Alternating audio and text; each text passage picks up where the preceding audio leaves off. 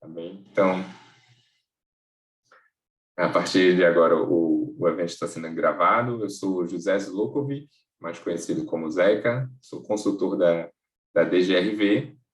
Quero passar para vocês que as perguntas elas podem ser enviadas pelo Q&A, disponibilizado aqui no na nossa ferramenta, e outras informações serão compartilhadas também pelo chat.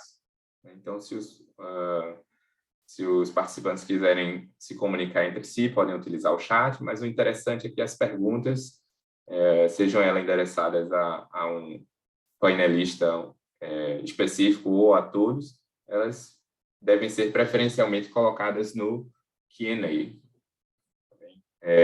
Se necessário esclarecimento de alguma pergunta ou algum participante que a gente não consiga esclarecer só pela respostas, aí então eu chamarei o participante para abrir a câmera e o microfone e ele poderá participar também, tá? Queremos muito ouvir de vocês, então fiquem à vontade para mandar suas perguntas. Eu vou passar aqui brevemente a programação.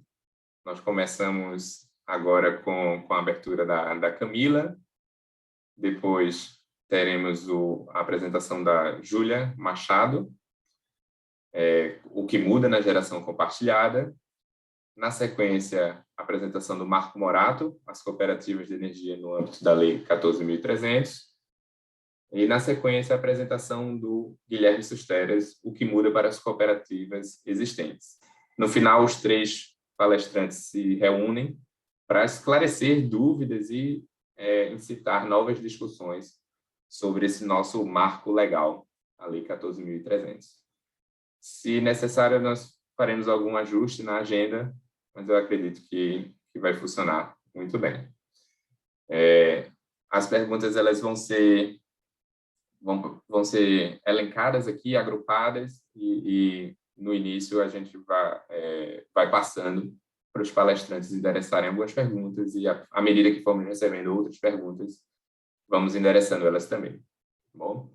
Eu vou passar a palavra agora para Camila Iap, diretora no Brasil da DGRV. Camila, por favor. Zeca, muito obrigada, gente. Boa tarde a todos, muito bem-vindos aqui ao nosso 8º encontro do Grupo de Trabalho das Cooperativas de Energia. Eu sei que o formato hoje é um pouco diferente, a gente escolheu aqui fazer um formato webinário, porque, extraordinariamente, esse encontro está aberto, não só para os membros do Grupo de Trabalho, mas sim a qualquer um que quiser participar.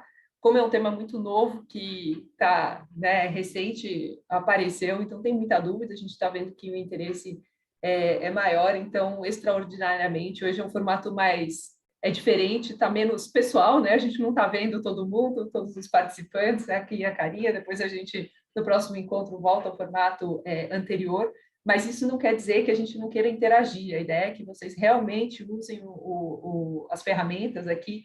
O chat está para conversar um com o outro, e o Q&A é onde a gente vai ficar monitorando para as perguntas para os palestrantes. Então, se tiver uma dúvida, alguma coisa que não foi esclarecida durante a apresentação, a gente vai ter um momento aí para poder tirar essas dúvidas. Então, todos muito bem-vindos, obrigado pela participação, obrigado especial aqui aos nossos palestrantes. E eu quero começar contando um pouquinho sobre o que é o grupo de trabalho das cooperativas de energia, para todo mundo conhecer essa iniciativa. Então, essa é uma iniciativa voluntária das cooperativas de energia renovável, que foram aparecendo, e muitas a gente teve contato aí nos seus primeiros passos, nos primeiros desafios e tudo mais, e vimos que seria muito importante ter esse espaço para que elas pudessem trocar experiências, uma aprender com a outra, a gente entender o que são os desafios em comum para poder atacá-los de forma mais juntos, né, de forma mais eficiente. Então, esse é esse espaço. Então, a gente já está se encontrando há algum tempo, esse é o 8º encontro, a cada 2 meses tem um encontro ordinário e, se necessário, a gente faz encontros extraordinários. Então, o grupo de trabalho, no momento, a DGRV, como Confederação Alemã das Cooperativas, está apoiando aqui a organizar, a mexer, mas daqui a pouco ele cria vida própria e vai caminhar sozinho. mas a nossa ideia é apoiar aqui nesse começo, juntar, como a gente tem tido muito contato, eu acho que isso é bem importante. Então, no momento, a gente tem formalizado no grupo de trabalho 23 cooperativas, todas formalizadas. Eles trocam experiências por um WhatsApp, a gente achou que era a ferramenta mais rápida e interessante, então, para tudo quanto é dúvida que aparece, e a gente tem visto que o apoio de um ao outro está sendo muito interessante. Além disso, foram criados subgrupos, que são equipes de trabalho com temas que o próprio grupo identificou como prioritários. Então, um dos grupos, logo o primeiro grupo que apareceu, era para como que se iria formalizar, como é que a gente ia fazer esse GT. Depois temos o grupo que trata o tema do ICMS, que é um tema bastante importante aqui para as cooperativas, um subgrupo que trata do tema crédito e um que trata do tema comunicação. Esse é o mais novo, e um que a gente ainda precisa dar muitos passos, porque a gente também percebeu que nós alcançamos sempre as mesmas pessoas, e tem muita iniciativa que não fica sabendo nem do energia.coop, da plataforma que tem lá informação gratuita para quem precisar, o que precisar, até para usar, essa aqui é a ideia, nem conhece o GT, não pode se apoiar aqui, enfim, então a ideia é a gente conseguir divulgar mais, vamos ver se através desse grupo de trabalho a gente consegue achar aí algumas estratégias interessantes. Regularmente, né, nos encontros, a gente tem sempre participantes adicionais, que são as novas iniciativas que estão integrando, aqueles que querem ver como é que é o grupo antes de se formalizar. Então, a gente se contata aí 116 participantes toda vez que a gente vai fazer um encontro desses, e a gente está em contato com mais de 40 iniciativas que já estão aí funcionando e que a gente conseguiu mapear, mas a gente sabe que tem muito mais. Tem outras iniciativas que acabam que ainda não estão mapeadas, né? O Zeca, que é o José Carlos Nokovic, que todo mundo chama de Zeca, que é o coordenador desse grupo, ele ajuda a gente a organizar esses eventos, pensa em toda a logística, em toda a organização aí. Então, a ideia desse grupo é realmente a gente fazer ações em conjunto, poder atacar em conjunto todos os temas que forem de interesse às cooperativas. E queria contar um pouco de como que a gente chegou qual foram os primeiros passos e por que a gente começou a tratar o tema de cooperativas de energia renovável aqui.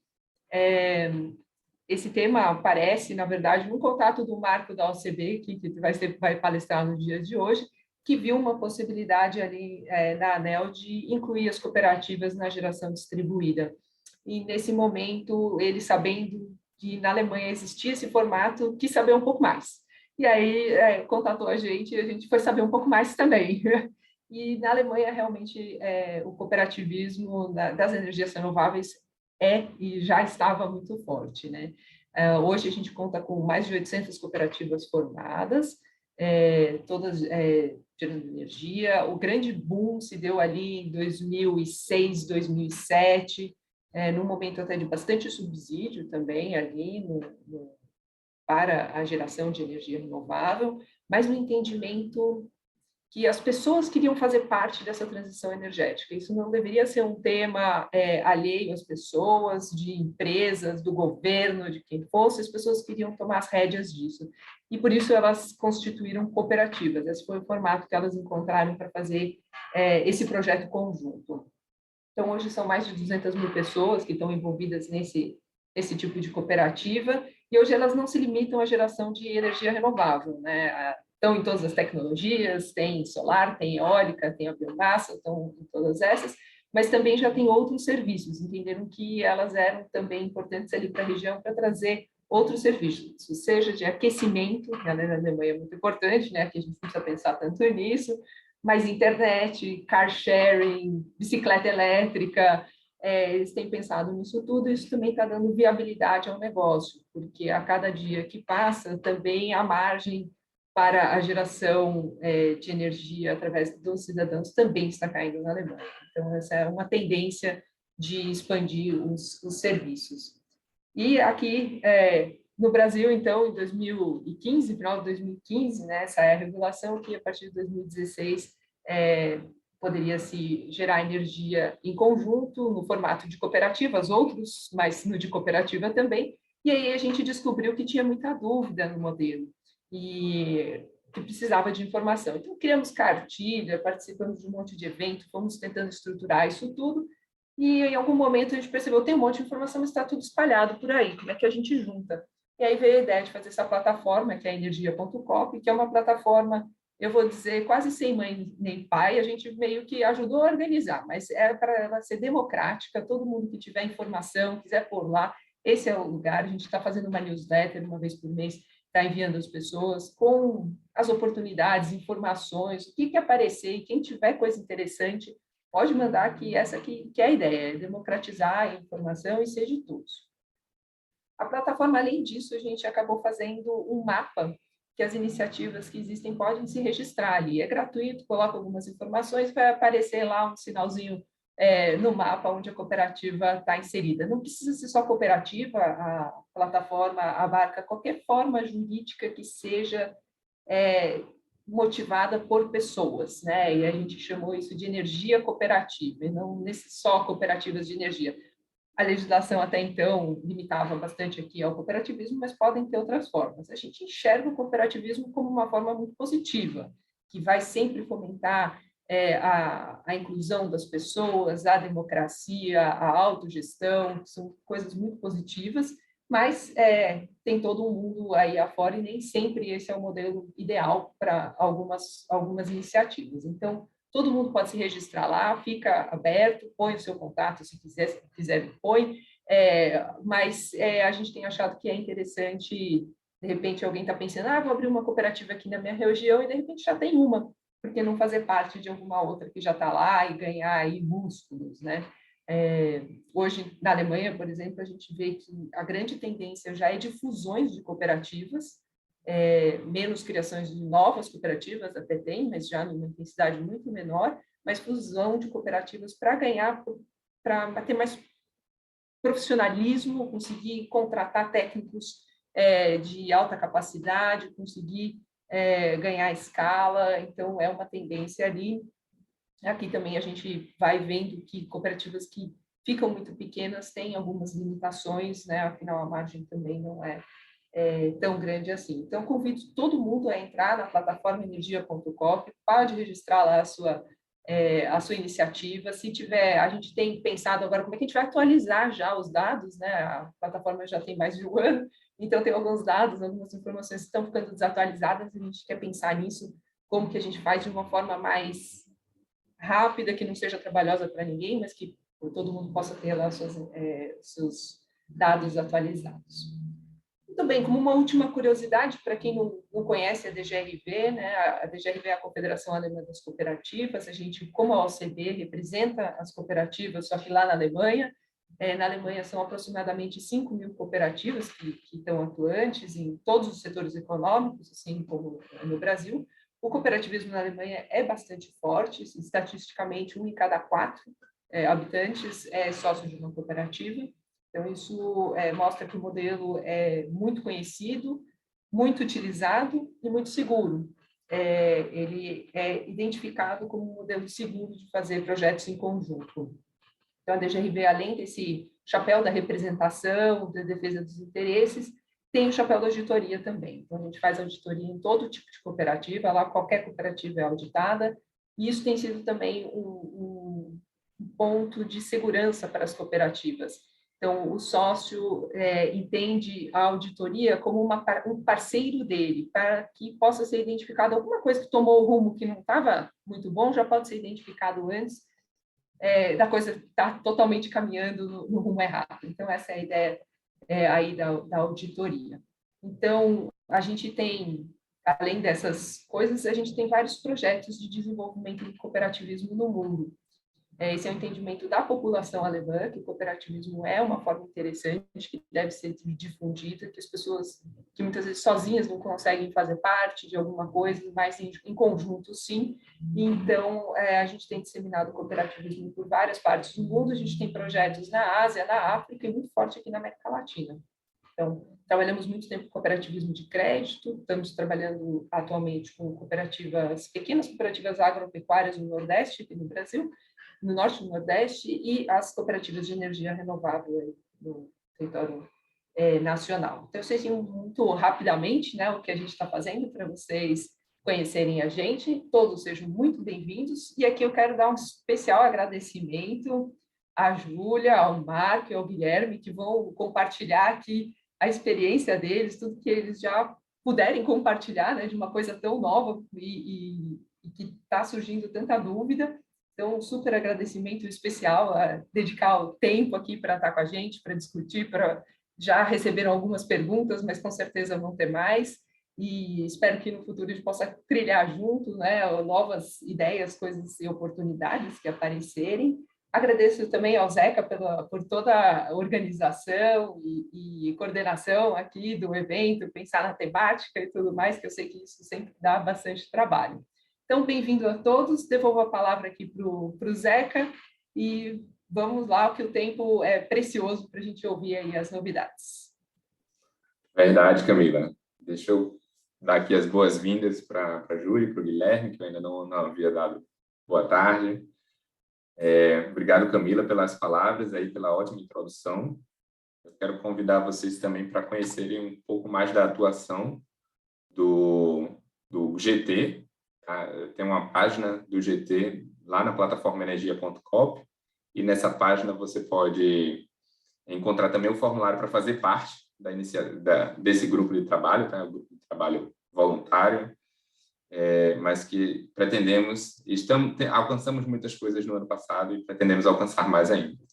Eu vou compartilhar com vocês o link aqui no chat para que vocês possam conhecer um pouco mais e, quem sabe, se inscrever também.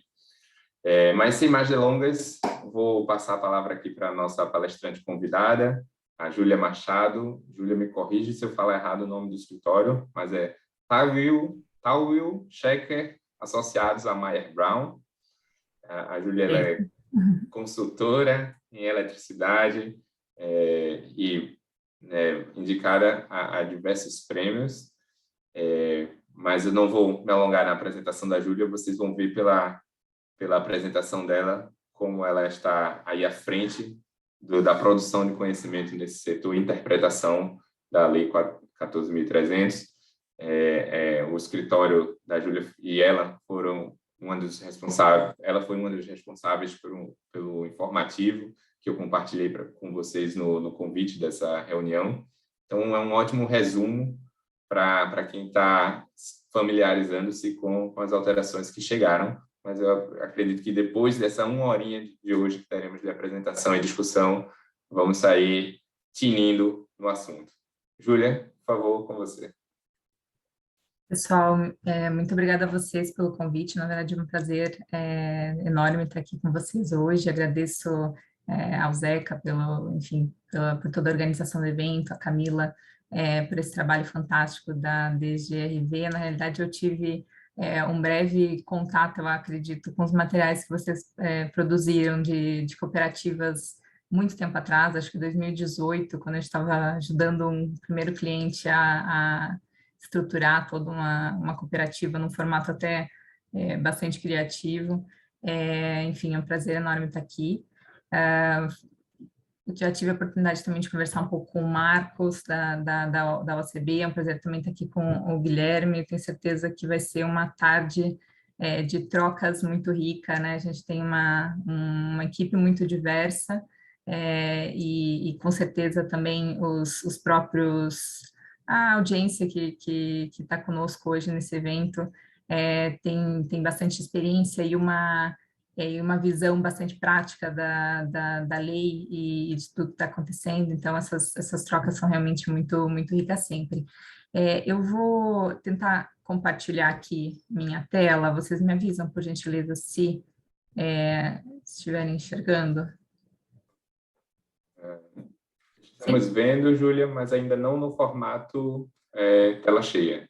Agora sim, né? Tudo. Ainda não? Não, por enquanto a gente está vendo o modo PowerPoint. Tá bom, desculpem, eu vou compartilhar novamente. Aqui, agora sim, correto? Correto, perfeito. Então, tá bom, tá ótimo, pessoal. Eu vou ficar encarregada, então, dessa primeira avaliação. Eu sou advogada, né, sou integrante hoje, eu sou consultora no Tawil Shecker Mayer Brown. Vou apresentar um pouco o Mayer Brown para quem talvez não tenha tanta familiaridade, ainda não conheça. Mayer Brown é um escritório de origem americana, que hoje está espalhado em todos os continentes aí nos principais centros de negócios do mundo. Aqui em São Paulo nós temos 4 sedes e, como é natural do setor não, na realidade, da nossa advocacia brasileira, no Brasil o Mayer Brown é representado, enfim, pelo Tawi Sheker. Então, aqui a gente faz toda a avaliação de direito brasileiro mesmo, nossos advogados aqui são, enfim, especialistas em diversos setores, e a gente sempre consegue também trocar experiências e ideias com sócios e equipes de outras regiões. Então, acho que acaba sendo um pouco, para mim, pessoalmente, acaba sendo um pouco uma escola também. Então, só queria apresentar o Tawi Sheker para vocês, para quem ainda não conhece. Eu sou Júlia Batistella Machado, eu sou, como disse, sou consultora, né, especializada numa área de energia elétrica no escritório. O escritório tem uma tradição de óleo e gás bastante forte, e assim como todos os clientes de óleo e gás estão, de certa forma, migrando para elétrico, estamos cada vez mais crescendo a nossa equipe de elétrica em todo o mundo, e aqui no Brasil não poderia ser diferente. Eu vou então contar um pouco, deixa eu só tentar tirar essas coisas do Zoom aqui, vou contar um pouco do histórico do marco legal da geração distribuída, e eu vou voltar um pouco mais do que normalmente se volta, né? As pessoas normalmente contam 2020, 2021, 2022, eu vou voltar a 2012, que são 10 anos, na realidade, que nós temos de geração distribuída no Brasil. Mas a gente pode perceber que ela foi, entre aspas, funcionando, pegando tração, né, a cada alteração regulatória ou legislativa. A legislação em si para a geração distribuída sempre foi muito importante para atrair o interesse, né, o conhecimento das pessoas sobre o tema, e também gerar, de certa forma, uma certa corrida, uma corrida aos pareceres de acesso das distribuidoras, enfim. Então, a gente volta lá a 2012, com a primeira resolução normativa da ANEEL, a resolução 4, desculpem, aqui está o número 2, 484, ela ainda não tinha exatamente uma lei por trás dela, né? A ANEEL foi um pouco criativa, digamos assim, naturalmente não criou o modelo do zero, né? Buscou referências, mas a gente tem então uma resolução que não tem exatamente uma base em alguma lei mais detalhada, né? Tem base na atribuição da ANEEL de emitir regulações, mas nada muito específico em lei. Em 2015, então, há primeiro uma expansão, um aumento da capacidade máxima instalada para esses empreendimentos que poderiam ser caracterizados como geração distribuída, primeiro para 3 mega e para hídricas e 5 mega para outras fontes. E em 2015 também quando primeiro cria um conceito de geração compartilhada, que é um conceito que a gente vai focar um pouco nessa apresentação. Mas mesmo assim, aqui embaixo vocês podem acompanhar o número de unidades com geração distribuída que tinha a cada ano. Então, assim, desde 2012 até 2015, eram apenas em torno de 2.000 unidades com geração distribuída, ainda um número bastante baixo, né? De 2015 a 2017, a gente percebe um salto bem significativo. Passa para 22.000 o número de unidades com geração distribuída. E o que acontece, então, em 2017? Né? Em 2017 é quando entra em vigor um dispositivo mais antigo que falava que as distribuidoras finalmente deveriam ter um sistema eletrônico para receber os pedidos de conexão de geração distribuída. Então, isso dá, de certa forma, uma velocidade maior realmente para a conexão e dá maior visibilidade, inclusive porque essa alteração de 2017, ela teve outras finalidades também, inclusive para permitir que fontes hídricas também chegassem a 5 megawatts, que até então era algo exclusivo de outras fontes. O que ficou estabelecido? Isso estava estabelecido desde 2012, mas sempre, de uma certa forma, foi sendo postergado, que em 2019 haveria uma revisão da 484. O que acontece em 2019? Primeiro, há diversas consultas públicas na ANEEL e essa revisão atrasa. Em paralelo, a gente sabe que teve, então, esse PL, o PL 5829, que começa a tramitar na Câmara, e daí, quando atrasa a revisão da 484, e a gente pode falar que atrasa porque estava expressamente previsto na 484 que ela seria revisada até dezembro.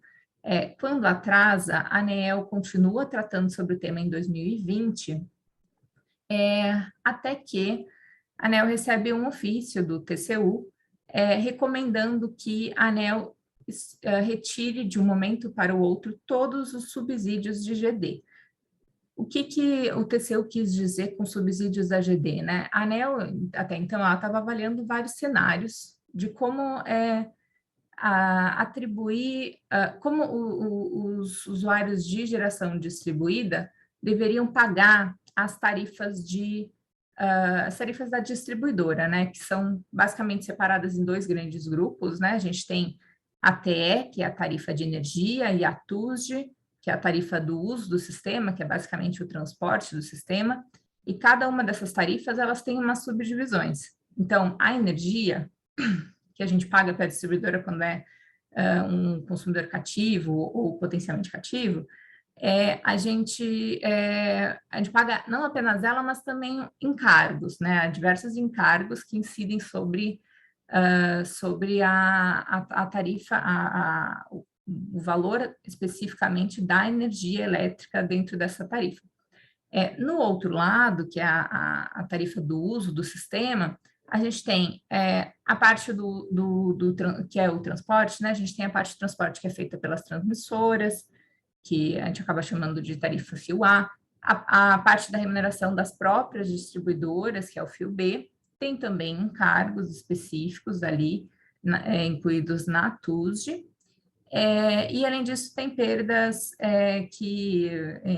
perdas técnicas, não técnicas, que a distribuidora tem, dentro de algum limite, possibilidade de repassar para o consumidor. A ANEEL, então, ela estava, nesse momento, 2019, 2020, ela estava selecionando, basicamente, quais caixinhas que ela ia permitir que a unidade com geração distribuída pagasse ou deixasse de pagar. O TCU enxergou isso como uma transferência de custo do sistema para os usuários que não têm OGD. E a recomendação, que até teve nome de determinação, foi bastante expressa, foi que a ANEEL, em 90 dias, apresentasse esclarecimentos e, de fato, retirasse esses subsídios da AGD. Esse ponto eu acho interessante colocar, porque muita atenção se formou nesse momento a possibilidade de a lei taxar o sol, né? Havia um discurso, uma preocupação nesse sentido. Mas se a gente parar para pensar, na realidade, se não fosse o marco legal da geração distribuída, a orientação do TCU era que não tivesse nenhum tipo de benefício tarifário para a GD. Então, de certa forma, naquele momento em que o projeto começou a andar com mais força, ele teve até um viés mais pró, de certa forma, pró-GD, porque se não fosse ele, a gente teria uma situação, na realidade, muito, muito pior em termos de tarifa. Eu peço desculpas aqui, na versão que a gente vai encaminhar para vocês em seguida, a gente coloca o número da REN correto. Então, finalmente, lá em 2022, foi agora no início do ano, foi publicada a lei, que é a 14.300. Ela foi publicada, ela tem a data de 6 de janeiro, né? Mas a data de publicação do Diário Oficial é 7 de janeiro, que é, então, o marco legal da GD. Olha como é interessante ver como o número de unidades com geração distribuída conectadas à rede disparou, né? A gente começou lá 10 anos atrás com naturalmente nenhuma, né? Porque foi quando surgiu o conceito, e ele vai subindo. Em 2019, quando havia uma expectativa de que a ANEEL, de alguma forma, valorizasse aqueles empreendimentos que já estavam conectados ou que já tinham parecer de acesso, o número dobra. E de 2020 a 2022 o número dobra novamente. Então, hoje a gente tem 840 mil unidades com geração distribuída. Isso é um crescimento bastante significativo e bastante rápido também. E acho interessante, né? Sempre, de alguma forma, acho que acompanhando essa atenção legislativa do tema, né? Daí, agora entrando um pouco mais no aspecto que eu fiquei de avaliar aqui, como sou advogada, eu trouxe alguns trechos de lei. Esse especificamente eu acho bastante importante, né? Então, o que a nova lei diz? A nova lei, ela tem uma definição específica do que é um consórcio de consumidores de energia. E eu vou explicar um pouco mais para frente por que isso é tão importante, mas basicamente a lei fala que o consórcio é uma reunião de pessoas físicas e ou jurídicas. Isso é relevante porque até então o consórcio era algo na lei, né, previsto na lei das SAs, como um instrumento, enfim, um instrumento contratual até para pessoas jurídicas especificamente, né.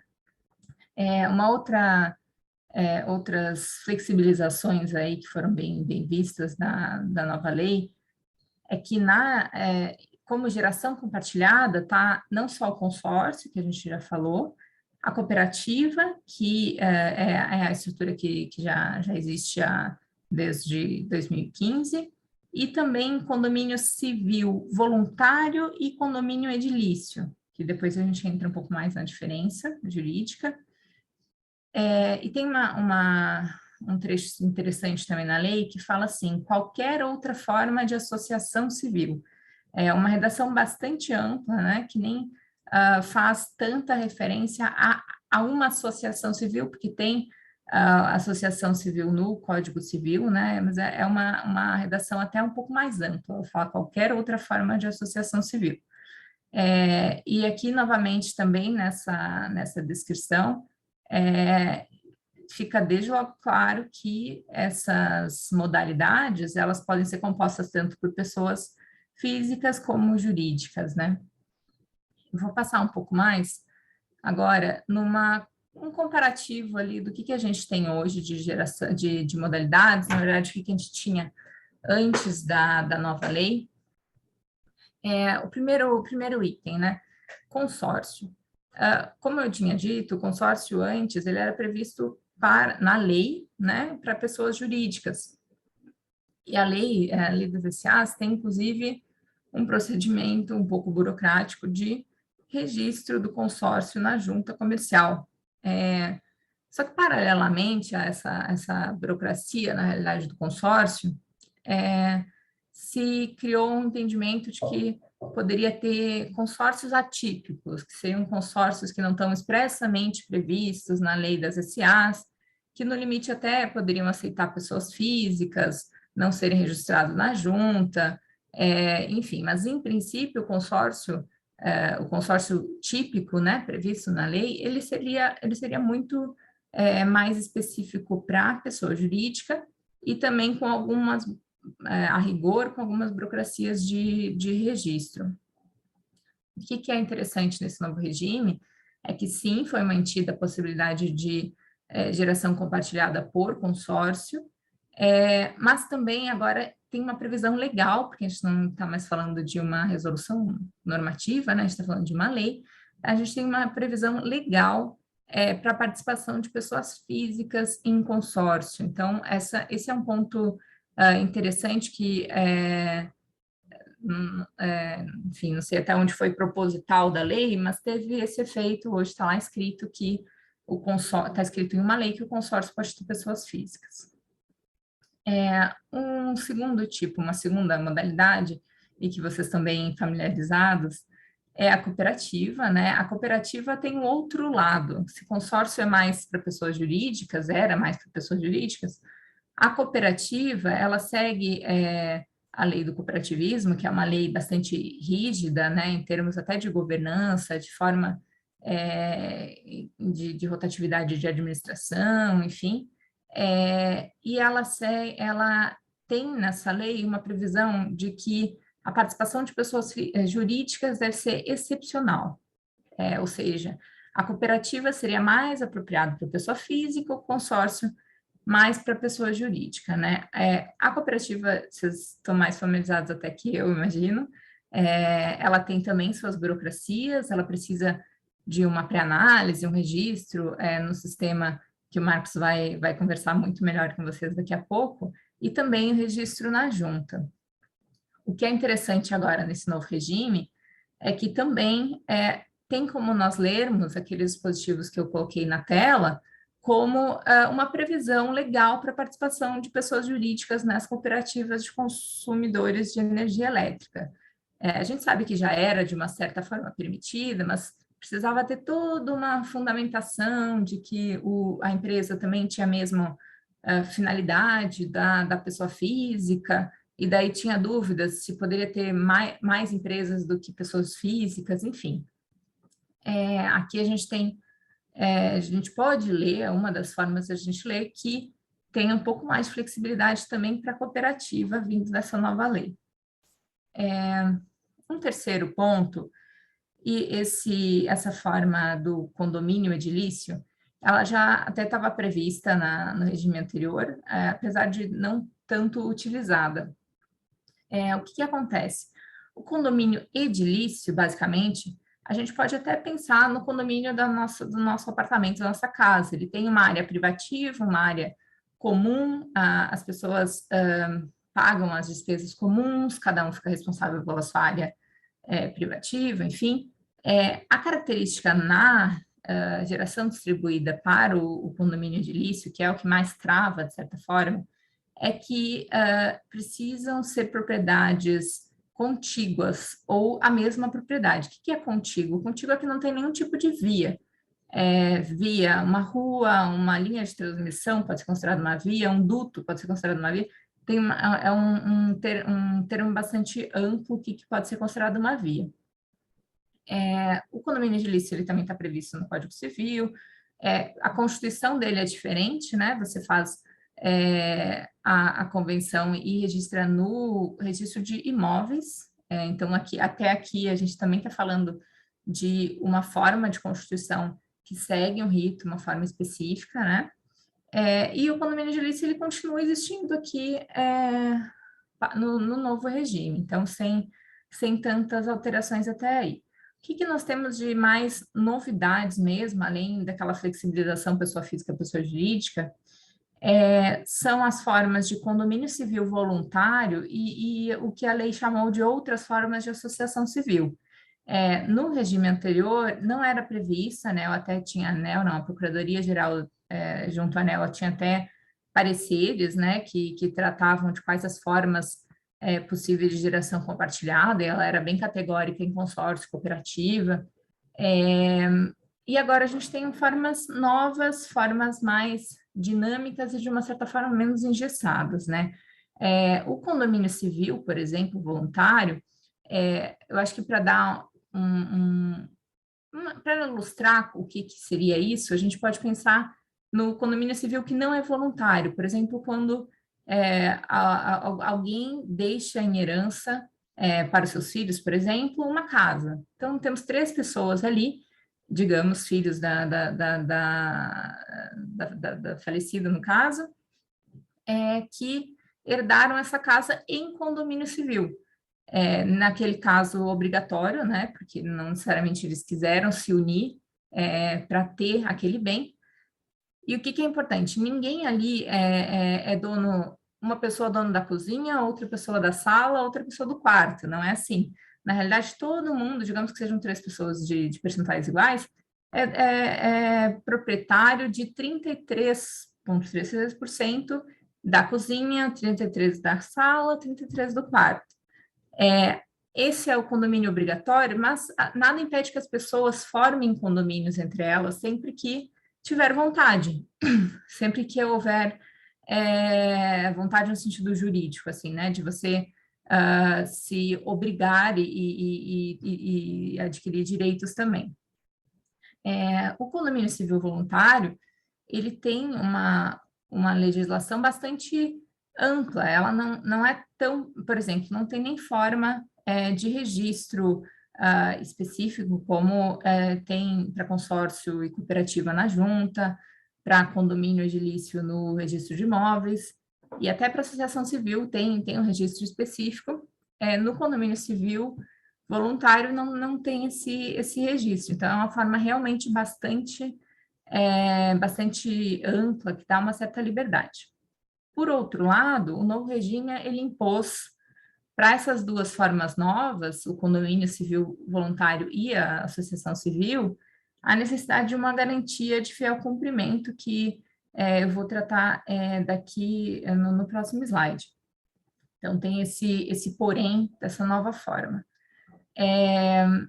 A associação civil, isso tudo que a gente está falando aqui, a gente sempre precisa ter em mente que a gente está em um determinado momento do tempo que recém foi emitida a nova lei, ela ainda não está sendo aplicada, até porque, como a gente vai ver, ela tem um período de transição, que está sendo, nesse momento a gente está num período de transição, basicamente ela começa a ter os seus maiores efeitos a partir do ano que vem,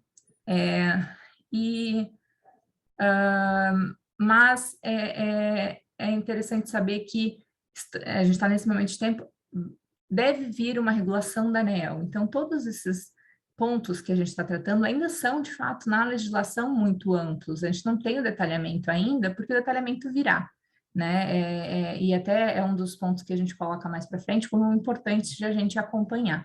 Então, ainda precisaremos saber quais são os maiores outros requisitos, exigências que possam ser colocados com relação ao condomínio civil, por exemplo, e associação, que são formas novas. Mas a associação civil, então, passando, ela também está prevista no Código Civil e precisa de um registro, num registro num cartório de pessoas jurídicas, enfim, para adquirir a personalidade jurídica. Como eu tinha mencionado lá, a redação é bastante ampla, ela fala assim, outras formas de associação civil, a gente ainda vai precisar acompanhar para saber que outros tipos que não sejam a associação civil do Código Civil, que vão ser enquadrados nesse conceito tão amplo.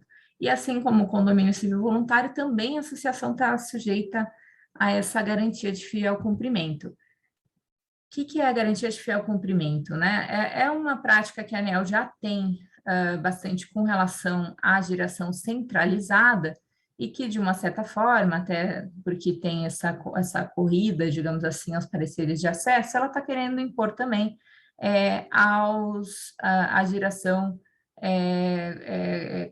não só compartilhada, mas a geração distribuída, né? O valor dessa garantia de fiel cumprimento, que ainda também será objeto de regulação da ANEEL, né? As formas de garantia, formas de execução da garantia, etc., mas a gente pode pensar que talvez siga um pouco o que fala a resolução de geração centralizada, mas ela deve ser aportada num percentual sobre o valor do investimento. Para a geração centralizada, por exemplo, a ANEEL tem um número padrão, um número mágico, de 4 milhões por megawatt, que seria o valor do investimento na geração centralizada. Então, pode ser que ela crie algo semelhante para a geração distribuída também, para estimar qual é o valor desse investimento e poder aplicar esse percentual da garantia.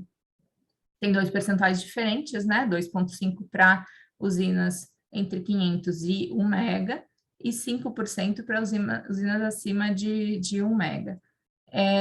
Alguns marcos importantes, né? Eu vou até... marco importante. Se em janeiro de 2022, quando entrou em vigor a lei, algum projeto já tivesse parecer de acesso vigente, né, mas ainda não tivesse o contrato de conexão com a distribuidora, esse projeto, o titular desse projeto deve apresentar a garantia de fiel cumprimento até dia 7 de abril. E se não fizer, ele pode perder o parecer de acesso, pode ter o parecer de acesso cancelado. Um outro ponto da lei que é relevante também é que ela permite que se desista da solicitação do acesso, mas se a desistência for com mais de 90 dias após a emissão do parecer de acesso, então vai ter a execução da garantia de fiel cumprimento. Outras hipóteses de execução da garantia de fiel cumprimento vão ser ainda reguladas pela ANEEL, nessa regulação que está prevista para o segundo semestre desse ano. Um ponto que é de fundamental importância, até para vocês que estão nos assistindo aqui, é que a garantia de fiel cumprimento, de uma forma bastante expressa, ela não se aplica a consórcios, cooperativas e empreendimentos com múltiplas unidades consumidoras, por exemplo, o condomínio edilício. Então, tudo que nós conversamos aqui sobre garantia de fiel cumprimento, eles vão se aplicar principalmente para aquelas novas formas, né? A associação civil, o condomínio voluntário, mas não para cooperativas, consórcios e condomínios edilícios, tá? E aqui a gente tem, acho que uma das coisas mais complicadas dessa nova lei, e que eu não vou entrar tanto no detalhe, mas acho que todo mundo que já parou para tentar ler essa lei deve ter ficado um pouco confuso pela quantidade de regras de transição que ela tem. E a redação também nem sempre é tão clara, né? A forma de organização da lei tem artigos no início e no final dela que se complementam, tem que ser lidos em conjunto, enfim. De uma forma muito rasa, tá? Isso não é uma... não tem a intenção de ser uma avaliação exaustiva aqui, é sempre necessária uma avaliação caso a caso, né? Até porque essas questões são de maior importância, mas de uma forma muito inicial preliminar, a gente tem uma situação que ficou conhecida como direito adquirido, tecnicamente eu acredito que seja mais uma regra de transição do que um direito adquirido, mas que é o seguinte, a legislação ela se propõe a manter as mesmas regras de tarifas anteriores para todos os projetos que solicitarem o acesso, na realidade, à distribuidora até dia 7 de janeiro do ano que vem, e desde que também cumpram marcos de entrada em operação comercial dos empreendimentos, tá? Isso é bastante importante, não é só solicitar o acesso, tem que também cumprir esses marcos de entrada em operação comercial, que é o COD aqui. Para esses projetos, até a próxima revisão tarifária da distribuidora, fica mantida a regra anterior de tarifa, ou seja, não se aplica a nenhum daqueles componentes de TE e TUSD, a geração, enfim, não vai continuar sendo cobrado, de certa forma, de uma geração líquida verificada mês a mês, e não, de fato, de uma injeção de energia, né? Isso vale até a próxima revisão tarifária da distribuidora. Cada distribuidora tem um calendário de revisões tarifárias, é um calendário que pode, depende do contrato de concessão, pode levar de 4 em 4 anos ou de 5 em 5 anos. E nesses casos, até essa data, vai continuar sendo aplicado a demanda da TUS de consumo para a unidade com geração distribuída. O que acontece após a revisão tarifária da distribuidora é que nessa revisão deverá ser estabelecido o que é a TUS de injeção, que vai passar a ser aplicado, então, para aqueles consumidores do grupo A, não agora mais só com relação ao consumo, mas uma TUS de injeção que algumas pessoas entendem que vai ser algo parecido com a TUS de geração, enfim. Mas, como um resumo, quem solicitar o parecer de acesso até dia 7 de janeiro do ano que vem e também obedecer os prazos máximos de entrada em operação comercial, terão até o final de 2045 para se manter na mesma regra de tarifa atual vigente, ou seja, que não teria a incidência de nenhuma daqueles aquelas componentes da TE e da TUSD sobre a geração distribuída. O que acontece para os projetos novos, né? O que a gente chama de novo? Aqueles que não se enquadram nessas características acima ali de COD e de solicitação de acesso até 7 de janeiro do ano que vem. Eles vão ter uma crescente, assim, um percentual crescente de tarifa sobre o fio B, que vai se aplicar de 2023 até 2028, e a partir de 2029 eles passam a integrar a regra nova também. E eu chamei aqui de concentrado, só para dar um nome diferente, mas os projetos que têm um grande consumidor, pode até ser um projeto de geração compartilhada, que tenha 25% de uma empresa que tenha algum percentual relevante, para esses projetos não vai se aplicar esse faseamento do fio B. Desde 2023 já vai haver incidência de 100% fio B, 40% do fio A, P&D e a tarifa de fiscalização do setor elétrico. Então, a gente tem também uma regra de transição específica, diferenciada para esses projetos que não são tão difundidos, digamos assim, né, difusos, não tem tanta diversificação de consumidores. Aqui tem um ponto importante, que é um ponto que eu acredito que talvez a intenção da lei tivesse sido boa, mas a redação ela é um pouco preocupante da perspectiva jurídica, tá? E até um ponto de atenção para quem tem geração compartilhada. Ficou estabelecido que fica vedada a transferência do titular ou do controle societário do titular de unidade com microgeração ou minigeração distribuída. Esse é um ponto importante porque claramente a lei quis restringir uma prática de comercialização de pareceres de acesso, né? Uma corrida à obtenção desse parecer de acesso para depois uma transferência a terceiros. Fica claro que é essa a intenção, porque até no artigo 6º ela é bem expressa sobre a comercialização de pareceres de acesso. O efeito não pretendido, talvez, desse artigo e que pode causar, e que é importante, é que muitas vezes existe uma grande empresa que tem uma unidade consumidora, por exemplo, com GD, e essa empresa está sujeita a uma alteração de controle que, na realidade, não tem o objetivo de transferir o parecer de acesso, né? Ela está num outro nível da corporação, no outro nível corporativo. Esse artigo a gente vai precisar acompanhar muito para ver se ou ele vai ser alterado ou se vai ser dada uma interpretação um pouco mais sutil para ele, porque no limite seria um artigo que poderia prejudicar uma alteração de controle de grande nível, que claramente não é a intenção da lei, né? E como a consequência é muito grave, que é o cancelamento do parecer de acesso, é um ponto de atenção e um ponto para ser acompanhado, tá? Que eu acho que a lei acabou tendo uma boa intenção, mas talvez a redação não atingiu. Na verdade, não é que não atingiu o objetivo, atingiu outros eventos que talvez não fossem parte do objetivo, né?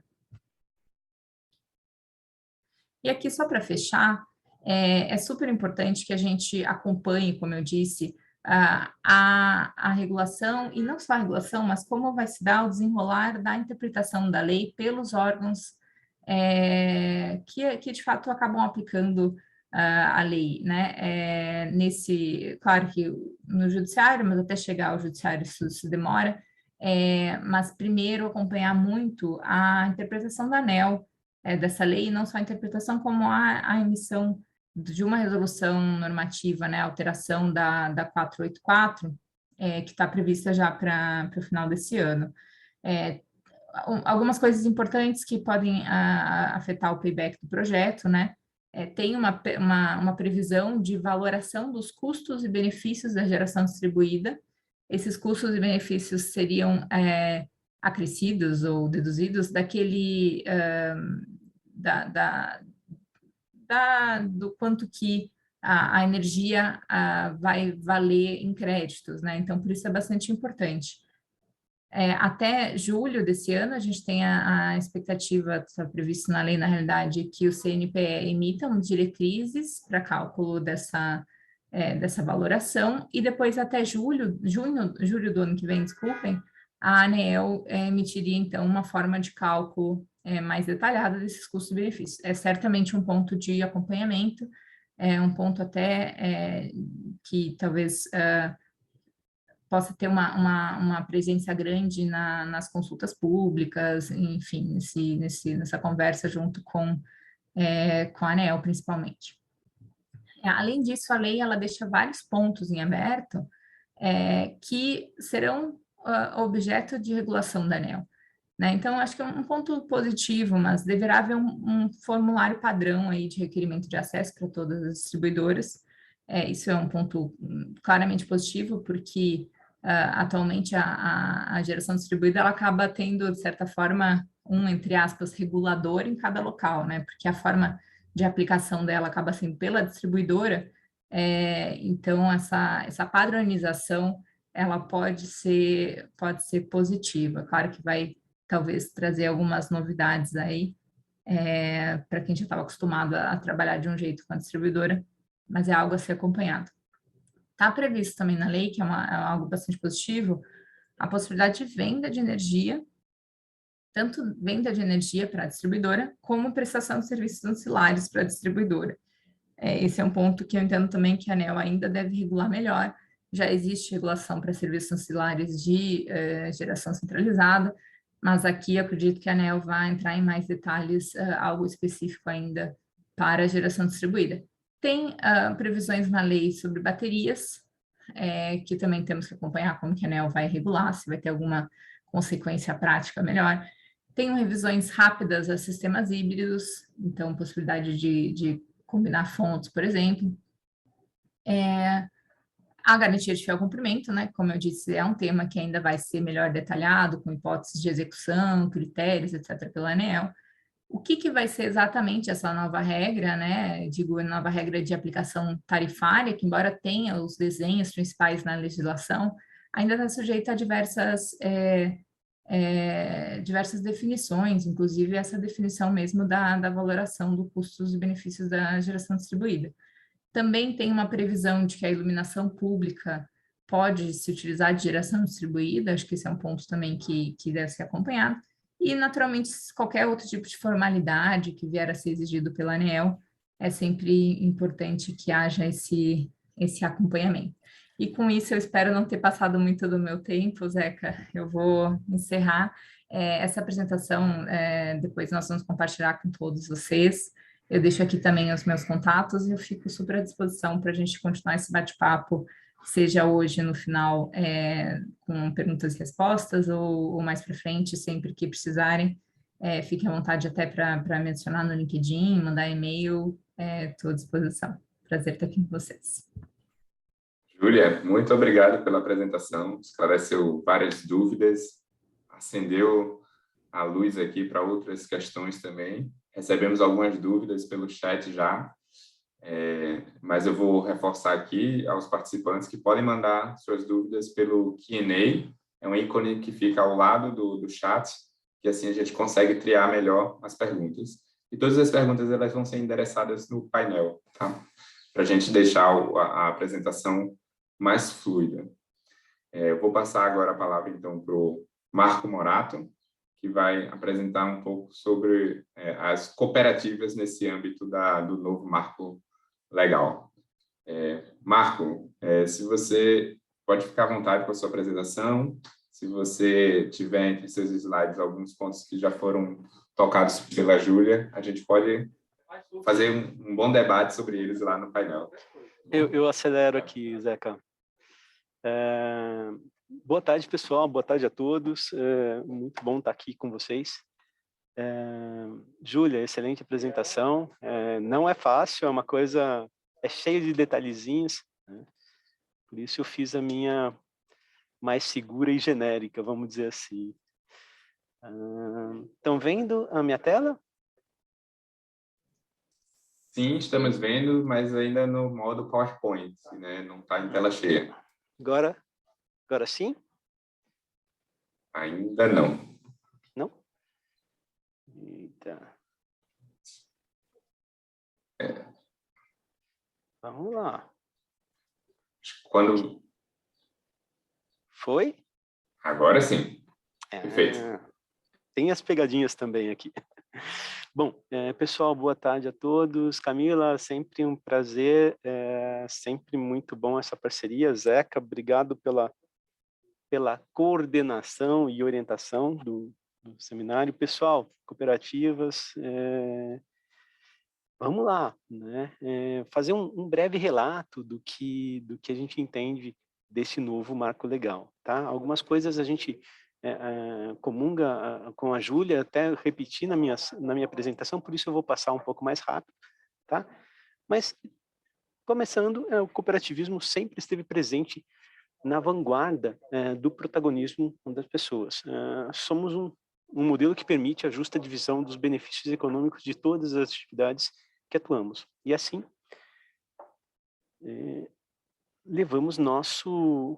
somos assim, né? Com esse espírito, o cooperativismo sempre apoiou o protagonismo dos consumidores de energia em gerar sua própria energia.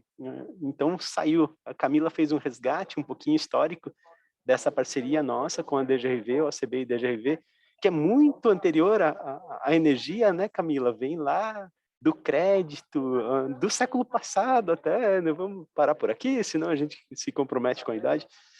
Mas é uma parceria fundamental para a sustentabilidade do cooperativismo. Então, lá em 2015, 2016, a gente lançou a primeira cartilha, né? Depois daquela participação na audiência pública que a Camila comentou, a gente lançou a primeira cartilhazinha, né? Coopere e gere sua própria energia, né? Falando que isso era possível ser feito através de cooperativas. Aí, para fortalecer ainda mais, a gente fez uma nova cartilha, um guia de constituição de cooperativas de geração distribuída fotovoltaica. E nessa saga de energias renováveis e geração dentro do cooperativismo, pensando no protagonismo das pessoas, nós continuamos a série e fizemos uma oportunidade do biogás, né? E mais recentemente, está faltando aqui, a gente fez uma sobre gestão de energia no cooperativismo, onde a gente resgata esses pontos, né, anteriores, a GD, a oportunidade de você mexer agora esqueci o nome, mas era a tarifa verde, tarifa azul, tarifa branca, né? Você fazer a opção para você economizar energia, né? Melhorar a gestão de energia e também comprar energia no Mercado Livre. Então, a gente está com essa pegada e a gente deve lançar nos próximos dias um compilado sobre o que muda com a Lei 14.300, né? E quais são as oportunidades e desafios dessa lei, os pontos de atenção para essa lei. Tá? Então, para nós do cooperativismo, o principal fato dessa lei se chama segurança jurídica. Né? Agora a gente tem oficialmente uma lei e também oficializa o sistema de compensação de energia. Tá?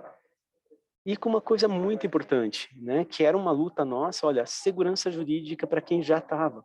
Né? Então, a gente tem um prazo aí até, a Júlia já comentou, né, até 2045 de manutenção dos benefícios atuais para quem estiver conectado ou quem se conectar ou tiver o parecer de acesso até dia 7 de janeiro de 2023.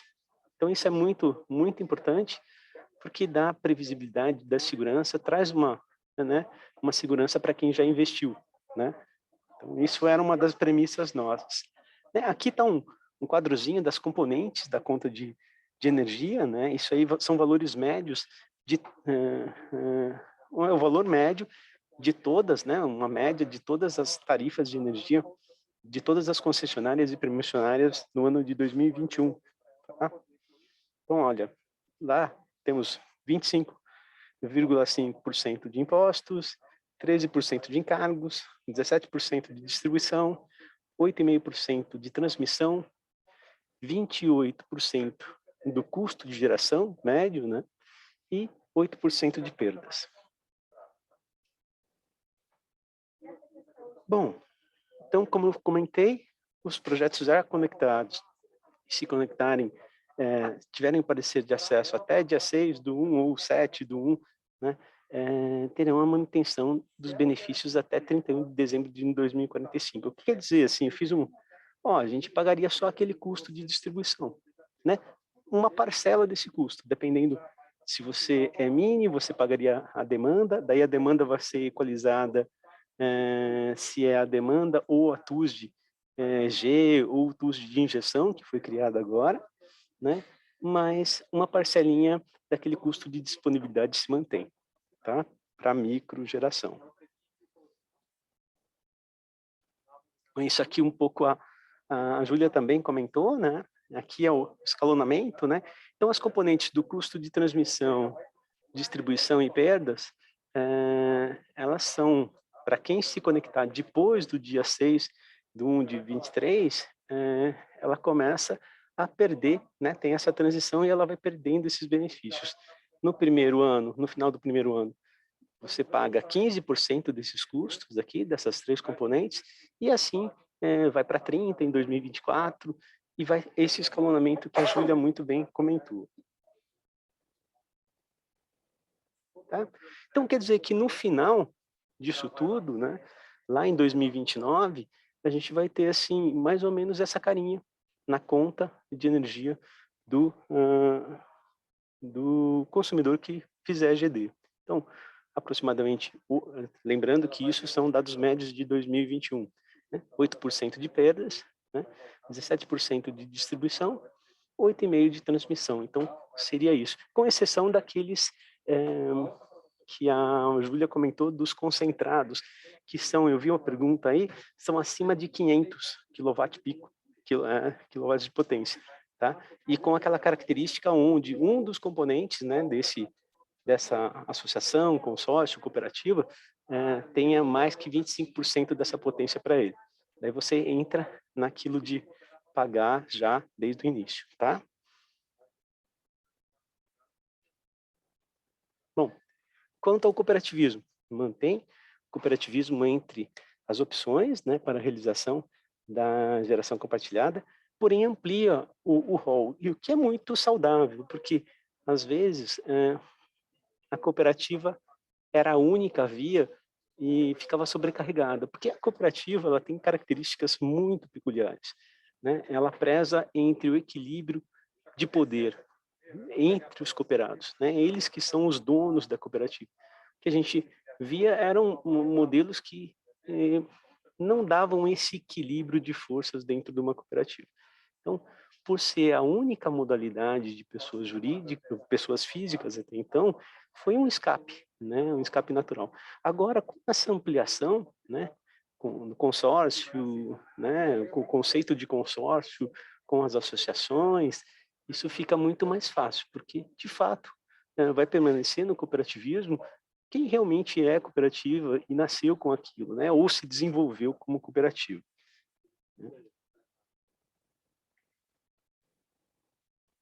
Então, a partir de agora, o subsídio ele é bancado, aliás, a partir de 6 de janeiro de 23, essa subvenção, né, esses custos que hoje são arcados pelos demais consumidores daquela concessionária, né, eles vão ser bancados pela conta de desenvolvimento energético, tá? Que são aquela parte de encargos lá. Isso que é legal. Quem faz GD não paga encargos e por isso não vai participar do rateio de contas, né? Mas universalizou. E por que é isso importante? Porque existiam pequenas distribuidoras de energia que eles sentiam o impacto dessa GD mais. O que acontecia? Não era a distribuidora em si, mas sim os consumidores dessa distribuidora que tinham que arcar com esses custos que não eram cobertos para o consumidor que realizava um projeto de GD. Tá? Então, agora ficou muito mais equilibrado e diluído isso daí. Então, não é mais só a... Como que chama aquela? Sermofu, não a concessionáriazinha do Rio Grande do Sul, ganhou até um prêmio de qualidade na ANEEL. Bom, mas não é só aquela concessionariazinha que vai, os consumidores daquela concessionariazinha que vão bancar, esse daí vai ser diluído com todos os consumidores do Brasil, tá? Do mercado cativo, tá? E foi reconhecido um estudo, assim, para os benefícios da micro e mini geração distribuída, ou seja, o Conselho Nacional de Política Energética e a ANEEL têm esses 18 meses, que a Júlia também comentou, para estabelecer as diretrizes da valoração dos custos e dos benefícios da micro e mini geração distribuída. Então, seria, né, aquela, realmente, olha, não é benéfico, então, nesse caso, a gente tem que ter um benefício a mais, né? Criou-se também uma proteção para aqueles pequenos agentes, como eu comentei, né, mas que vai além. Então, cria um mecanismo de proteção nos agentes de distribuição até 700 GB, quanto ao impacto dos custos não pagos pela GD, né? Então, possivelmente isso, quem vai bancar vai ser a CDE também, né, essa equalização, né? Esses são os aspectos, alguns dos aspectos que vão ser alvo de regulação, como a Júlia falou. Olha, então a gente tem que ficar atento nessas fases de consulta pública que vão seguir daqui para frente. Continua, né, proibido a comercialização de energia, né, com exceção aí da venda para o agente distribuidor, né. Continua proibido a conversão das unidades geradoras pré-existentes que operaram no mercado livre ou no mercado regulado, elas não podem participar do sistema de compensação. Então, e a lei inova quando ela incorpora o conceito de microrrede e prevê a possibilidade de venda de excedentes para o agente de distribuição de energia. Isso vai ser regulamentado pela ANEEL, né? Mas antes a gente não conseguia fazer isso. Agora a gente pode vender esse excedente de energia, né, para a concessionária supridora, né, para quem nos fornece energia, para a detentora da rede ali do local. Então é uma coisa importante, um passo importante, que pode ajudar na viabilidade de alguns projetos, né? Adoção de projetos com recursos de eficiência energética para gerar energia referente ao baixa renda, ou seja, tanto as concessionárias como empreendedores podem apresentar projetos usando recursos da eficiência energética, que é uma das parcelinhas lá que você paga na conta de luz, na CDE, são para eficiência energética, né, dos encargos, desculpa, são para eficiência energética, né, e essa eficiência energética pode ser utilizada, esse recurso pode ser utilizado para projetos que mitiguem, que gerem energia para o pessoal de baixa renda. Então, é uma possibilidade bem interessante. Também temos a possibilidade das unidades consumidoras vinculadas à geração compartilhada trocarem a titularidade de suas contas para o CNPJ da unidade geradora. Tá? Qual que é? É um pouco difícil, é meio complexo isso, né? A relação tem que ser bem estabelecida, mas o efeito prático é que daí você não é uma geração compartilhada, você é praticamente um autoconsumo remoto. E isso te dá acesso ou amplia a oportunidade de você ter isenção de ICMS, da tributação, né? Isso é bem interessante, né? E também faz com que, por exemplo, uma cooperativa agropecuária, né, que faça GD também para os seus cooperados. Eu tenho lá vários cooperados que têm galpões, que têm biodigestores, eu posso gerar nessas unidades dos cooperados e compartilhar com todo mundo ali, com a própria cooperativa.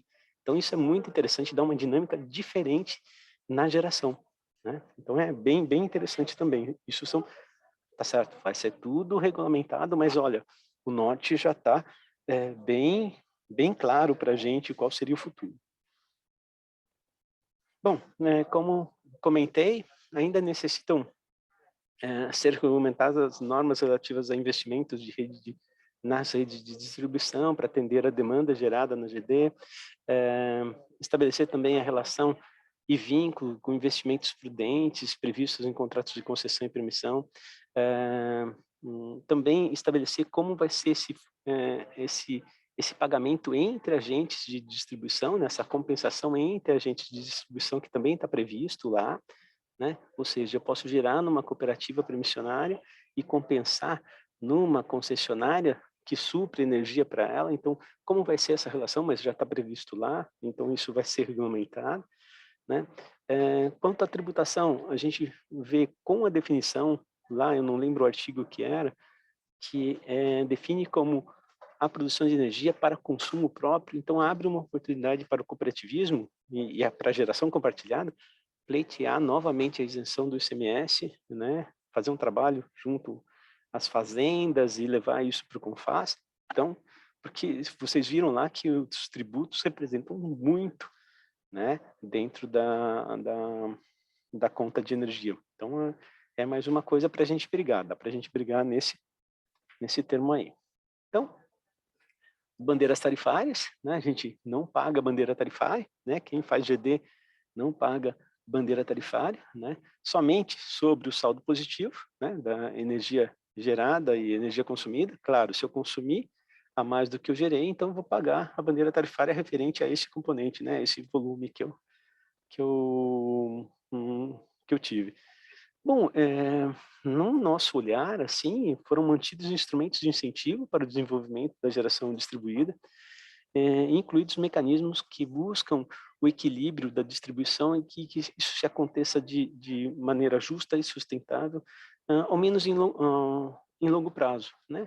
Então, é muito interessante, foi uma evolução grande quando a gente estava trabalhando, conversando sobre o PL original ali do Lafayette. Ele evoluiu muito, né? Incorporou alguns dispositivos interessantes, né?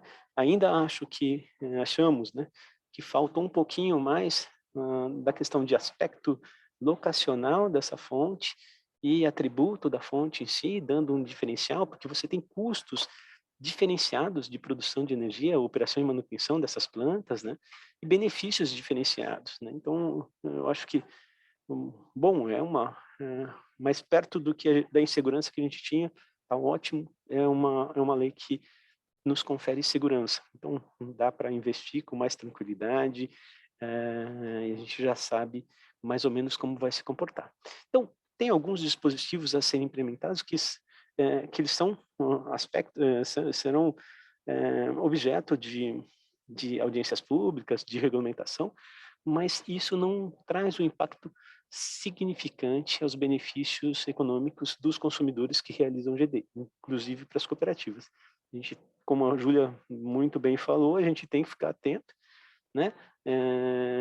Mas, assim, os benefícios econômicos macro, assim, eles estão brindados, vamos dizer assim, né? Agora é mais a regulamentação, essas coisas, acompanhar isso daí, para que isso seja feito de forma inteligível e eficiente, né? Eficiente para todos. Pessoal, era isso que eu tinha a apresentação. O Zeca passou umas perguntas, mas eu acho que a gente deixa para os debates, né? Eu pus já no slide, mas eu encerro aqui a minha apresentação e permaneço aqui com vocês para a gente conversar. Excelente, Marco. Muito obrigado aí pela ajuda. O Marco fez um endereçamento de todas as perguntas prévias, orientadoras que a gente mandou para ele. Então, acho que esse material vai ficar registrado aí para compartilhar, mas a gente quer ouvir de vocês, participantes, quais são as dúvidas que vocês têm agora, no momento, né? Então, fiquem à vontade para mandar no Q&A e vamos seguir aqui com o nosso evento. Agora eu vou chamar o Guilherme Susteres, o Guilherme que é sócio fundador da Samob, idealizador da Compartsol, e antes de colocar o chapéu de cooperativa, o Guilherme já atuava bastante no mercado de energia, como consultor para diversas distribuidoras e diversos atores do segmento de energia elétrica.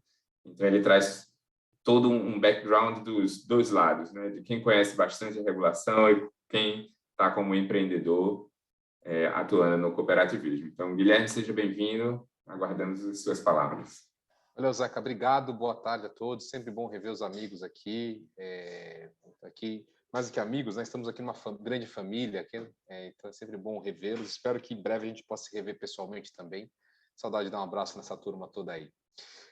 Bom, e além disso tudo que o Zeca falou, eu também sou coordenador do grupo de trabalho de geração distribuída da Bersolar e conselho da Bersolar, e eu posso dizer que eu atuei bastante nesse processo de escrever ali 14.300, né? E um pouco do que a gente ouviu aqui da Júlia falando e tal.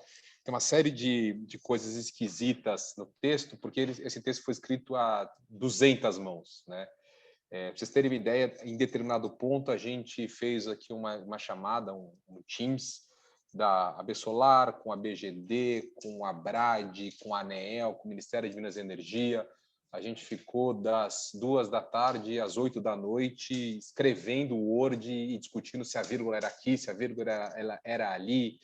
Gente, foi de fato o parto da montanha escrever esse texto dessa lei.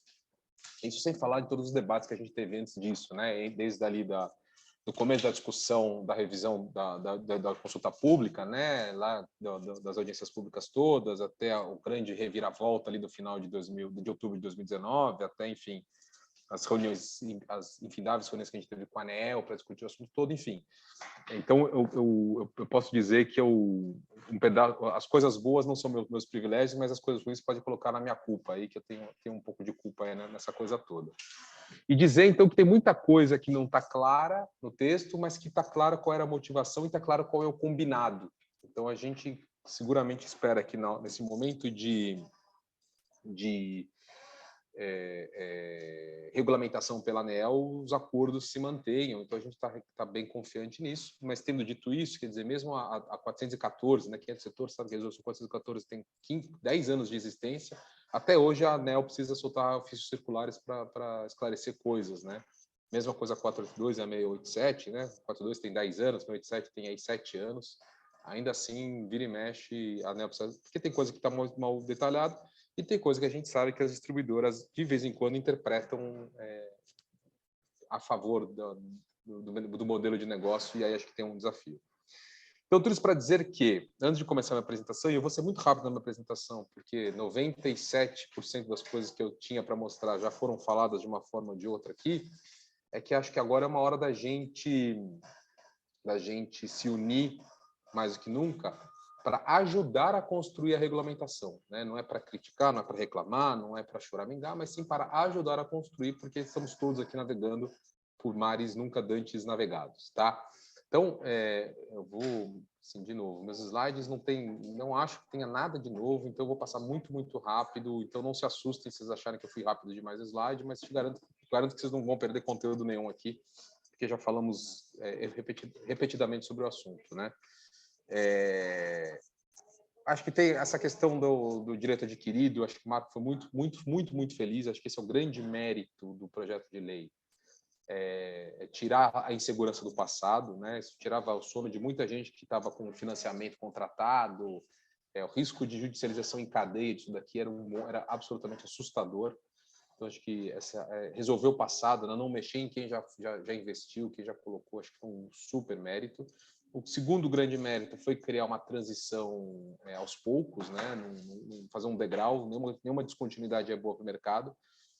Obviamente que o texto tem algumas coisas que criam inseguranças. Acho que a mais clara delas é a turma do protocolo até 18 meses não vai saber qual é a regra que vai ser aplicada para eles, né? Porque o pessoal vai protocolar parecer de acesso aqui neste período aqui, antes da ANEEL soltar a regra final. E a contrapartida foi que, bom, a gente combinou então que o pessoal vai ter mais 2 anos aqui de pagar 90% da TUS de FUB.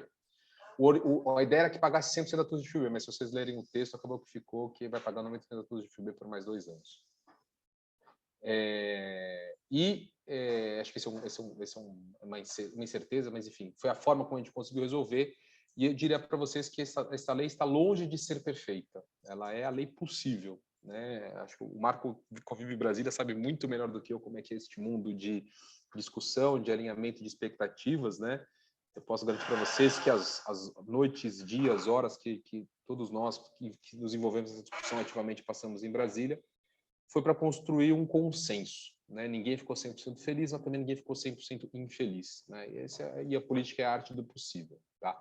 Então, acho que essa é a mensagem aqui. E a segunda mensagem é que o trabalho de metodologia do CNPE, de novo, é uma hora da gente contribuir. Acho que esses elementos que o Marco também trouxe são fundamentais, né? A lei ela foi tão exaustiva quanto possível nos elementos de benefícios da GD, mas acho que no CNPE sempre tem espaço para a gente contribuir com os benefícios adicionais aí a serem incluídos na metodologia. E, obviamente, que o CNPE, sendo um órgão político, não um órgão técnico, eles vão precisar de toda a contribuição possível do nosso lado aqui, dos aspectos a serem considerados. Então, quero conclamá-los a ajudar nesses debates, seja individualmente, seja aqui por esse grupo, seja através das associações como a AB Solar, para a gente contribuir nesse debate.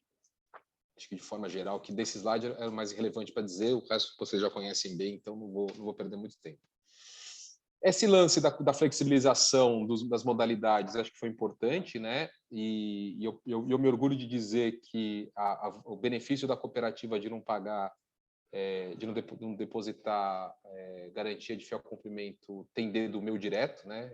Eu diretamente liguei lá para o deputado Lafayette, escrevi o artigo pedindo para ele considerar as cooperativas, porque ninguém vai criar uma cooperativa só para fazer parecer de acesso, então não faz muito sentido, e o objetivo do direito, então acho que foi uma super vitória para o nosso setor.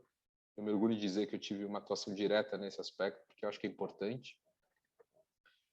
A gente perdeu a Solar ao limite de 5 para 3 mega, e acho que tem gente que teve uma leitura equivocada, achando que se tiver bateria a Solar volta a ser 5. Não, mesmo Solar com bateria é 3 mega, tá? E essa foi uma concessão que o setor, que a AB Solar, que o setor topou, porque na prática as distribuidoras estavam já limitando o parecer de acesso a 2,5 MB mesmo. Então, embora pudesse ser 5 MB, as conexões com 5 MB já não existiam, na prática já não estavam mais acontecendo. Tá? Então, acho que é importante todo mundo ter essa visibilidade.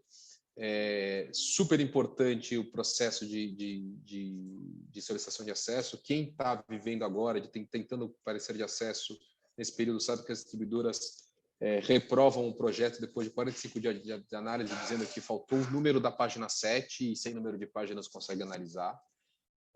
Então, esse negócio, e não é exagero, está acontecendo isso. E a gente sabia que isso ia acontecer, assim, é do jogo.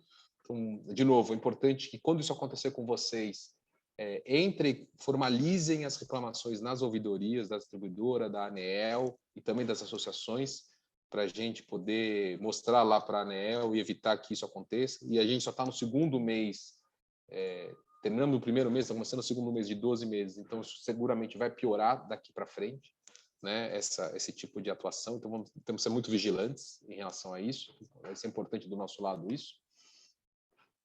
O Marco falou bem da história da mudança de titularidade, que traz esse benefício do ICMS, embora tenha uma série de implicações importantes, legais, operacionais, porque quando você muda a titularidade, você passa a ser responsável financeiro junto à distribuidora. Então, se tiver inadimplência, a distribuidora não vai cobrar o consumidor, vai cobrar a cooperativa pela inadimplência. E aí, se a cooperativa resolver não pagar, porque o cooperado não pagou, então a cooperativa também não vai querer pagar, a distribuidora vai lá e vai cortar o cooperado, e o cooperado pode entrar na justiça dizendo que ele precisa ser ligado, que não foi culpa dele que não foi pago, e ele vai querer mudar a titularidade de volta para ele. E quando você muda a titularidade de um CPF para o outro, de um CNPJ para o outro, as dívidas do anterior não vão para o novo. Então, tem um risco aí de jogadas aí com lance de inadimplência, corte, é um ponto super crítico. O Zeca, que trabalhou na distribuidora, sabe bem que o maior volume de processos que as distribuidoras tomam tem a ver com corte de consumidores, a justiça tende a mandar ligar porque é serviço essencial, etc. E tal. E aí a cooperativa fica se responsabilizando por uma inadimplência que não é dela. Então, não é direto, não é um negócio óbvio. Além da regulamentação das distribuidoras, a gente tem que pensar com muito carinho e cuidado como é que a gente protege a cooperativa de reflexos de inadimplência daquele cooperado, de um cooperado em particular. Bom, já falamos aqui da frequência de fiel cumprimento. Acho que é importante essa questão da vedação de comerciantes de parceiros de acesso. Isso é muito bom para o mercado. Assim, tem muito parceiro de acesso de gaveta aguardando fila. Obviamente que não está claro como é que a ANEEL vai fiscalizar isso, vai monitorar isso, né? A doutora Júlia falou bem que tem operações de M&A que não tem nada a ver com isso, Porque imaginem que a Ambev resolve comprar uma cervejaria pequena, aquela cervejaria tinha um parceiro de acesso e a cervejaria vai perder o parceiro de acesso porque a Ambev comprou ela, não faz sentido nenhum isso daqui. Obviamente não era o espírito da lei, foi alertado, mas no espírito de passar logo a lei, falar, não, tá bom, a gente sabe disso, quando chegar na hora, né, não vai cancelar o parceiro de acesso, então a gente confia um pouco nesse aspecto, no direito de ampla defesa e provar que a operação não é uma operação de compra de parceiro de acesso.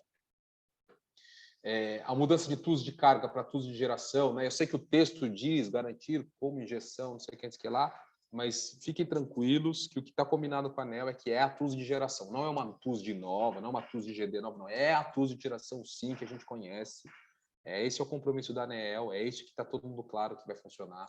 Então, mesmo mudar para tools de geração, mas, como todo mundo já sabe, quem já está em operação só vai mudar para tools de geração na próxima revisão tarifária da distribuidora, porque ela precisa fazer um reset das receitas dela.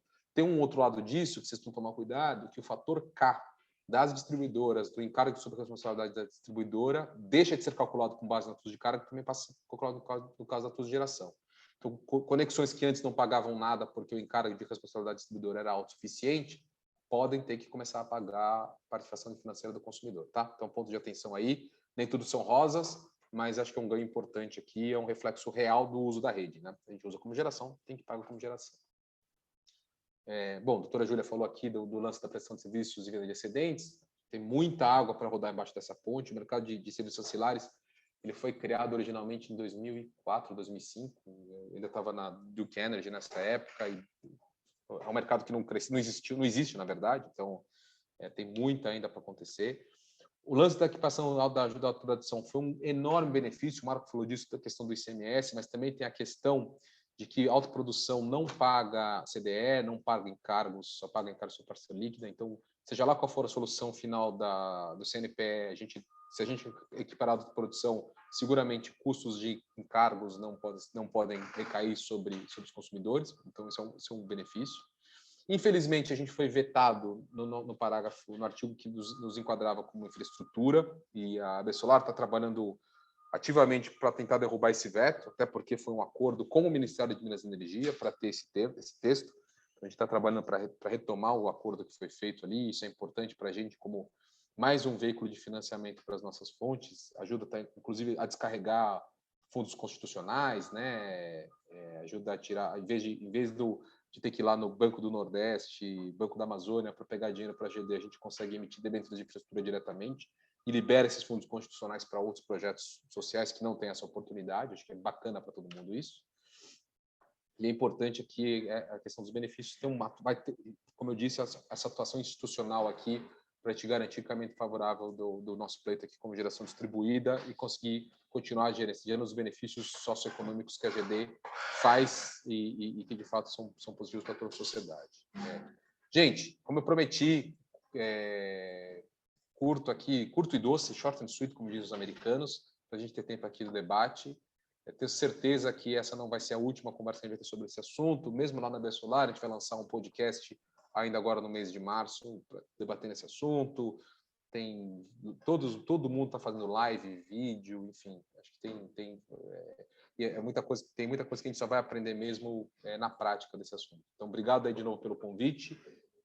Acho que temos aqui mais uns 20 minutinhos de debate. Eu vou parar de falar, então, para vocês poderem, para a pessoa conseguir falar. Excelente, Guilherme. Obrigado pela apresentação, obrigado também pela atenção aqui no controle do tempo, né? Muitos tópicos foram cobertos também pela Júlia e pelo Marco, então acho que a gente pode privilegiar os participantes agora e responder algumas perguntas vindo deles. Queria dizer que as perguntas podem ser enviadas pelo Q&A.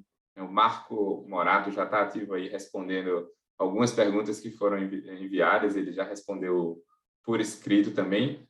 Uma delas é muito bacana e eu vou colocar ela aqui para os outros palestrantes opinarem também, tá, Marco? Que foi a pergunta do Wilson Moreira Júnior, né? Como fica a questão da entrada das novas unidades consumidoras em cooperativas já existentes, que possuem geradoras enquadradas na norma antiga? Elas vão se beneficiar da norma antiga ou vão se enquadrar na nova? Em outras palavras, novas unidades consumidoras que entrarem após janeiro vão se beneficiar da norma antiga? Como que você interpreta isso, Guilherme? Perdão, é Tá no mudo, exatamente a resposta do Marco. O que determina se o consumidor vai se beneficiar da regra atual ou da regra antiga é a unidade consumidora onde está a geração. Então, a entrada ou saída de beneficiários de uma unidade consumidora, os consumidores vão se beneficiar da regra daquela geração, né? Então, está absolutamente claro. Inclusive, se a unidade de geração mudar de titularidade, ela também continua valendo a mesma regra, né? Como bem disse aqui o Marco, se tiver aumento de potência da unidade da geração, a parcela em que a potência foi aumentada vale a regra nova, a parcela da potência antiga vale a regra antiga. Como a ANEEL vai regulamentar isso? Enfim, vamos descobrir no tempo certo. Acho que nem a ANEEL pensou nesse assunto muito, mas é isso aí. A ideia é que vale o marco, os beneficiários dos créditos herdam a classificação da unidade consumidora de tal geração. É isso que é o combinado, é isso que é o alinhado com a ANEEL, então a regulamentação deve refletir isso também. Ok. Júlia, quer comentar algum ponto em relação a essa dúvida dos consumidores já da cooperativa e novos consumidores da cooperativa? Na verdade, eu concordo completamente com o Guilherme. Eu quero só aproveitar essa oportunidade para, enfim, complementar um pouco da minha fala. A gente vai enviar uma versão revisada da apresentação tinha um typo lá, que era o typo do número da resolução, a gente vai enviar devidamente corrigida. Sobre o processo legislativo, né? E isso é uma coisa que acho que das mais positivas da ANEEL, eu acho, atual pelo menos, que é o processo, nada está sendo feito às escuras e de surpresa para os agentes, né? Está tudo sendo muito bem conversado, e isso é das coisas mais importantes. E é natural que surja uma perspectiva nova, de algo que em determinado momento ainda não se tinha pensado. Com certeza a gente ainda vai ver muitas novidades aí de interpretação dessa lei daqui para frente. Eu sei que não é muito relacionado ao tema, Zeca, só pediu fazer esse esclarecimento, esse detour. Tá bom, tá esclarecido. Temos também aqui duas perguntas do Sérgio Benck, né? Uma delas é bem simples, mas a segunda eu gostaria que vocês endereçassem, né? A primeira, ele pergunta qual é o prazo entre uma revisão tarifária e outra, e na sequência ele perguntou a questão da TUS de injeção, ela se daria no parecer de acesso e no caso de uma usina nova, como que funciona? Eu acho que talvez o Marco pode fazer iniciar. Marco também queria comentar algo em relação à pergunta anterior, isso? Não. Era mais sobre essa mesmo, e dá um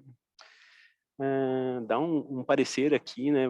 Olha, pessoal, os debates, eles ganharam tanto em qualidade, estão ganhando tanto em qualidade. Se você vê uma conscientização de todo mundo sobre o tema, isso é muito bacana, né? Então, é muito interessante, porque antes você ia em algum debate, tinham pessoas e até participantes, né, que estavam ouvindo lá, né? Eles vinham com umas perguntas assim completamente desconexas. Não, o pessoal está bem focado assim. Então esse debate da GD foi muito engrandecedor para a gente criar um conhecimento e construir esse conhecimento juntos, né? Então é muito interessante. A revisão tarifária da concessionária é feita a cada 4 anos, tá? Nesse intervalo você tem uma revisão, um reajuste tarifário, né? Que acontece anualmente, mas a revisão tarifária, onde são computados os novos ativos, os ativos que entraram em funcionamento, são a cada 4 anos. Tá? A segunda pergunta eu passo para os meus colegas, que são muito mais experts aí, mas, então, é isso.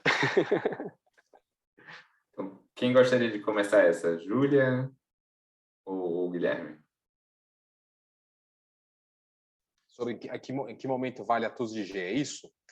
O meu entendimento se você entrou com solicitação de acesso agora, com a lei já em vigor, você já vai se beneficiar da TUS de G.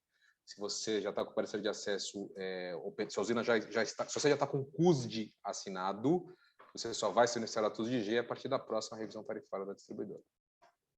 É essa a pergunta, né? Exato. Eu vou repetir para a Júlia poder analisar e para você avaliar se a pergunta, a resposta foi correta. A questão da TUS de injeção, ou TUS de G, né, como o Guilherme já adiantou, a questão da TUS de G não se enquadraria no parecer, não se daria no parecer de acesso e no caso de uma usina nova. Então, Júlia. Eu acho que esse é um ponto que a gente pode acompanhar melhor quando a ANEEL regular. Eu fiquei com a impressão que essa divisão antes ou depois da revisão tarifária da distribuidora seria porque talvez na revisão tarifária a ANEEL deixasse um pouco mais expresso o que seria o conteúdo finalmente ela faria essa correlação, né, da TUS de injeção com a TUS de geração, enfim, como o Guilherme já nos antecipou. Mas acho que é um ponto a ser acompanhado, Zeca. Só complementando, só complementando, seria mais o ajuste entre a diferença da demanda que hoje você contrata, né, contratou ou contrataria, com essa o valor da TUS de G, vamos dizer assim, o TUS de injeção, né? Então é mais isso. Mas o Guilherme e a Júlia estão corretos ali, né, nessa avaliação. Pelo menos é o que a gente entende, né? Isso. Qual que foi a discussão ali, né? Quando a gente estava escrevendo esse texto na lei, né? Quando no processo de revisão tarifária, a ANEEL calcula para as distribuidoras a receita receita requerida para remunerar os seus ativos.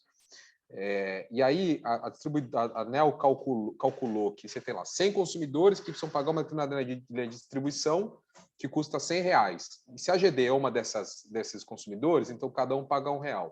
Se a GD vai pagar um pouquinho menos por aquela linha, os outros precisam pagar um pouquinho a mais. Por isso que tem que esperar a próxima revisão tarifária, que é quando a tarifa é recalculada, dada essa nova realidade. Então, não pode ser do dia para a noite, senão vai faltar dinheiro ou vai sobrar dinheiro para a distribuidora nesse processo. Tem um ponto de atenção da TUS de G que não sei se as pessoas se atentaram, que é o seguinte: se você é um consumidor hoje, de A4, demanda contratada de 200 kW, se você põe uma GD de 200 kW, está tudo certo. E se você quiser pôr uma GD de 300 kW, você precisava aumentar a sua demanda contratada para 300 kW. Hoje, com a nova regra, se você é um consumidor com 200 kW e tem uma GD de 200 kW, você precisa pagar duas tarifas. 200 kW da sua demanda que você consome e 200 kW para a potência que você injeta. Não é o líquido, você vai pagar duas tarifas, a que você consome e a que você injeta. A boa notícia disso é que se você quiser aumentar de 200 para 300 kW, esses 300 kW você vai pagar a sua TUS de geração e não a TUS de completa. Tá? Então, ponto de atenção da leitura da lei para não criar arrependimentos depois. Tá? Pelo menos a minha interpretação do texto da lei, conforme eu a leio. Ok. Tem mais uma pergunta que chegou aqui pelo Q&A. Eu vou gostar de ver o debate, né? Qual que é a relação do Programa de Energia Renovável Social, o PERS, previsto na 14.300 com a geração compartilhada? Quais as possibilidades para se aplicar a tarifa social de energia para desenvolvimento de projetos? Essa é boa. Eu acho que não sei se a Júlia quer começar.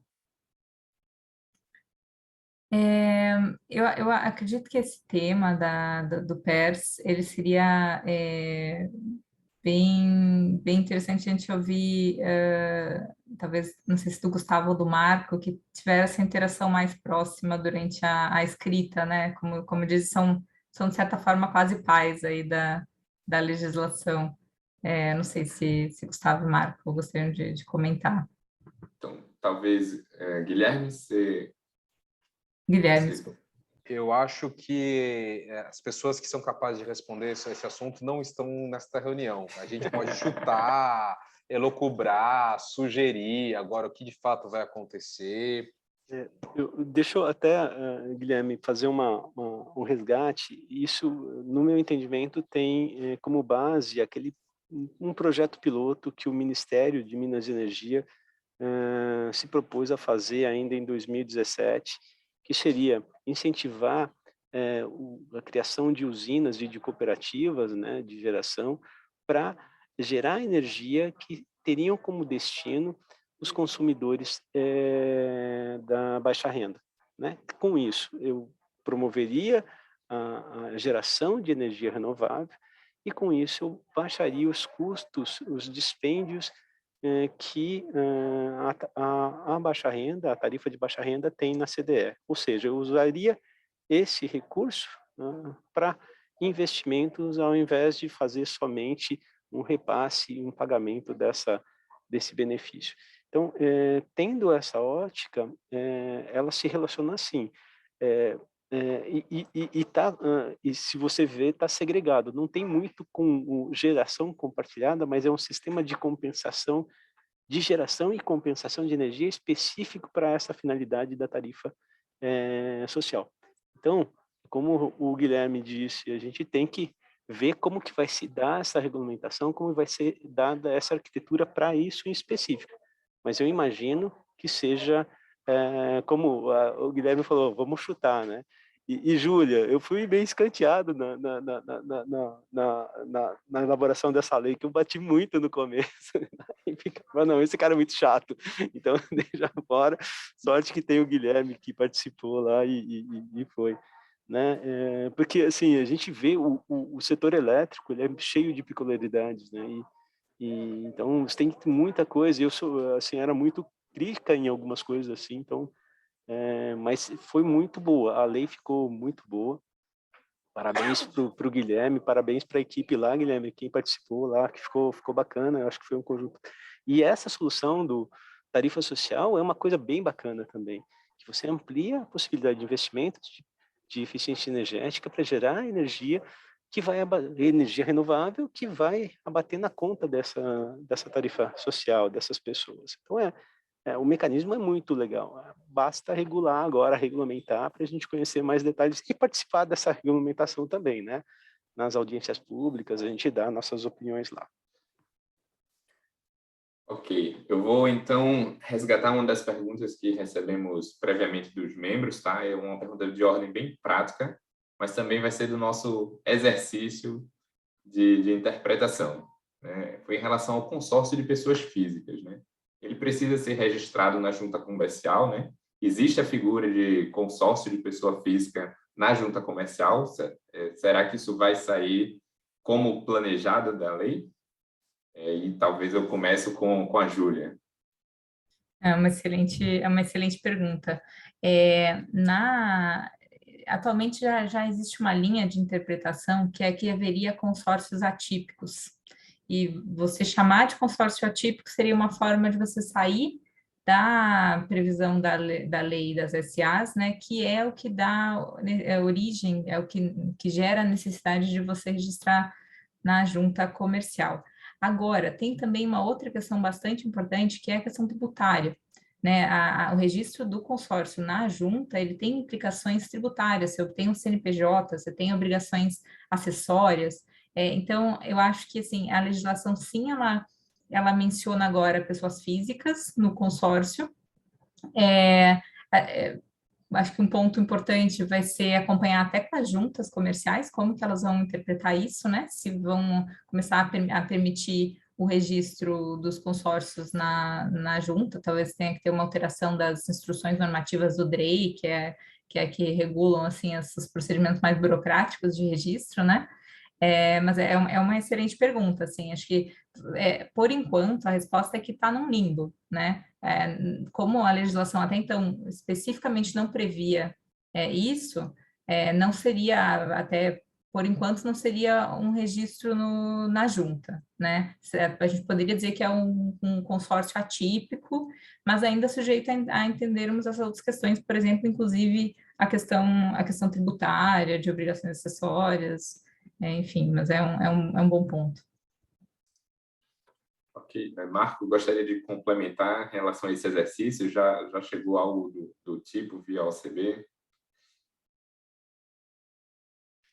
Zeca, ainda não, né? Mas, como a Júlia muito bem falou, a gente vai acompanhar, é uma novidade, né? E vai saber os contornos, né? Agora, como está previsto em lei, você deve ter um debate, uma regulamentação disso aí também, né? Que vai além da ANEEL nesse caso, né? Você envolve outras instituições e agentes do poder público para definir isso daí, né? Então, não é uma coisa mais Ministério de Minas e Energia, a ANEEL e nós daqui, né? OCB, cooperativas. é uma coisa mais ampla, mas vamos acompanhar, né? Ok. Guilherme, gostaria de pontuar alguma coisa de você que tem participado de várias discussões? Olha, eu confesso que eu sou engenheiro, não sou advogado, então... E acho que se os advogados Boa, não conseguem dizer quem sou eu para dizer alguma coisa. Mas é que eu posso dizer que esse assunto cada dia, cada enxadada é uma minhoca, né? Outro dia o pessoal de Minas descobriu que quem é MEI não pode participar de consórcio, quem é empresa inscrita no Simples não pode participar de consórcio também. E aí, pessoal, por isso que muita gente resolveu abandonar consórcio e ir para cooperativa. Eu, como sou um grande fã do modelo de cooperativa, para mim é imbatível, né? Acho que é a forma, por incrível que pareça, eu acho que é a forma mais flexível que existe de organização.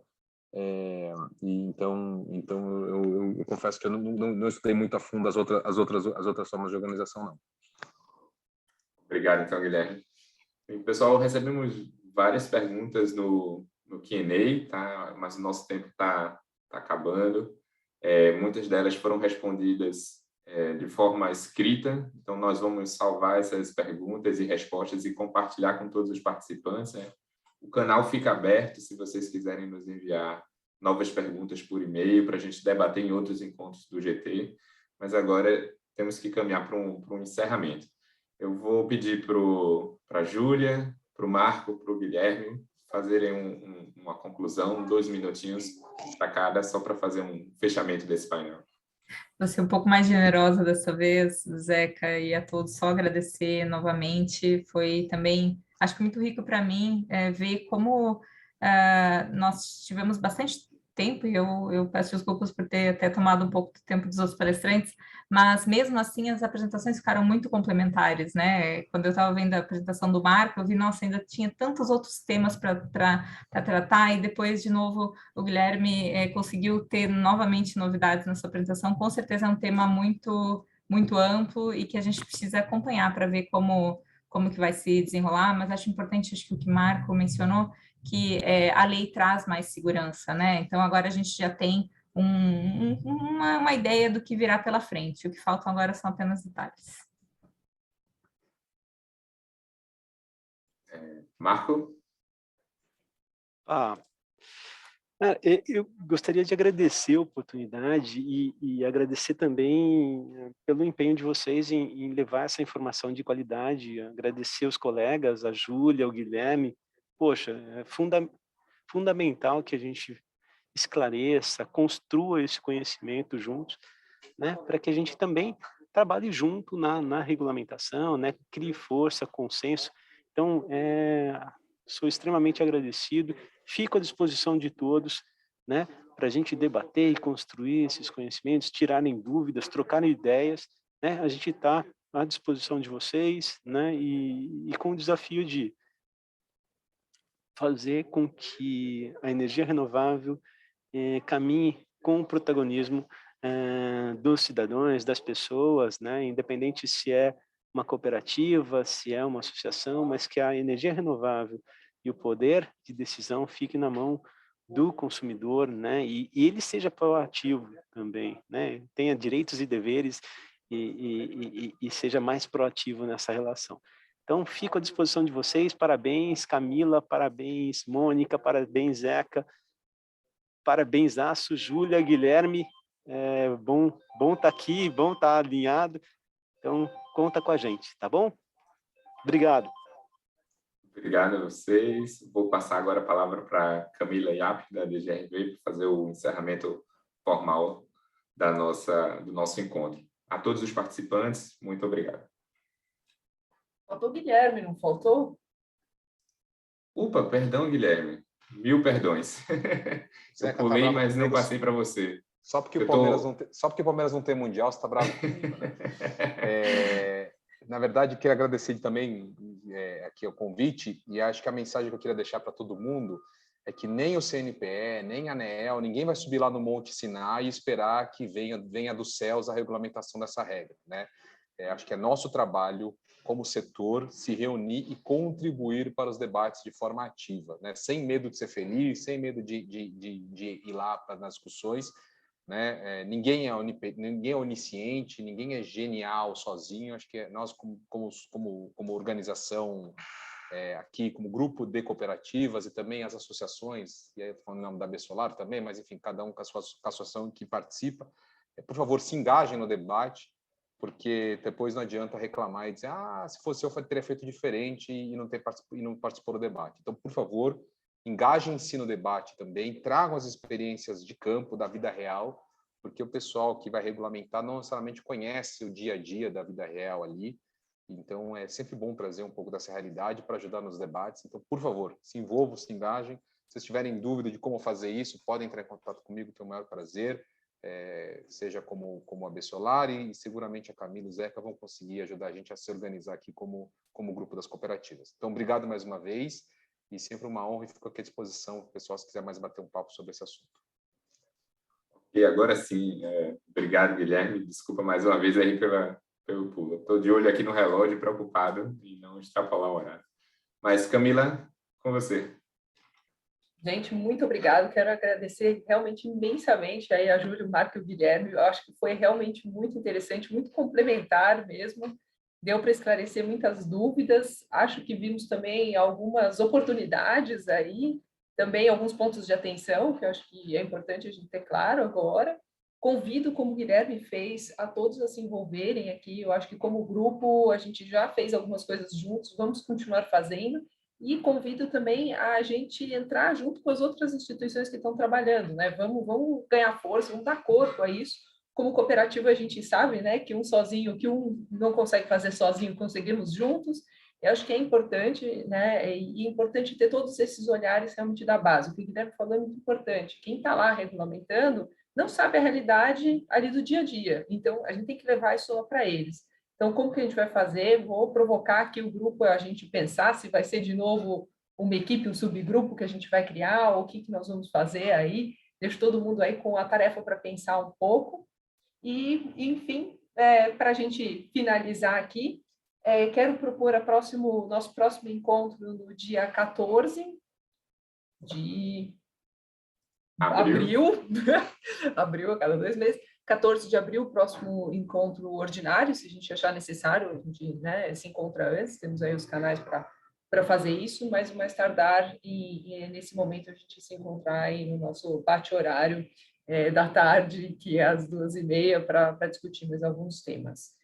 Acho que o canal está super aberto, todos conhecem aí os canais, se não conhecem, então aí, enfim, comigo, com o Zeca, quando vocês conseguirem, a gente vamos juntar força, vamos discutir, vamos falar junto e colocar isso adiante. Mais uma vez, então, muito obrigada a todos pela participação, por estarem aqui. Nós vamos gravar, né? Esse evento foi gravado, a gente vai disponibilizar e também as apresentações que estiverem disponíveis a gente manda para vocês.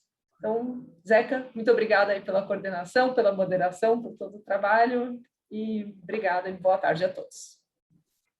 Tchau, pessoal. Boa tarde.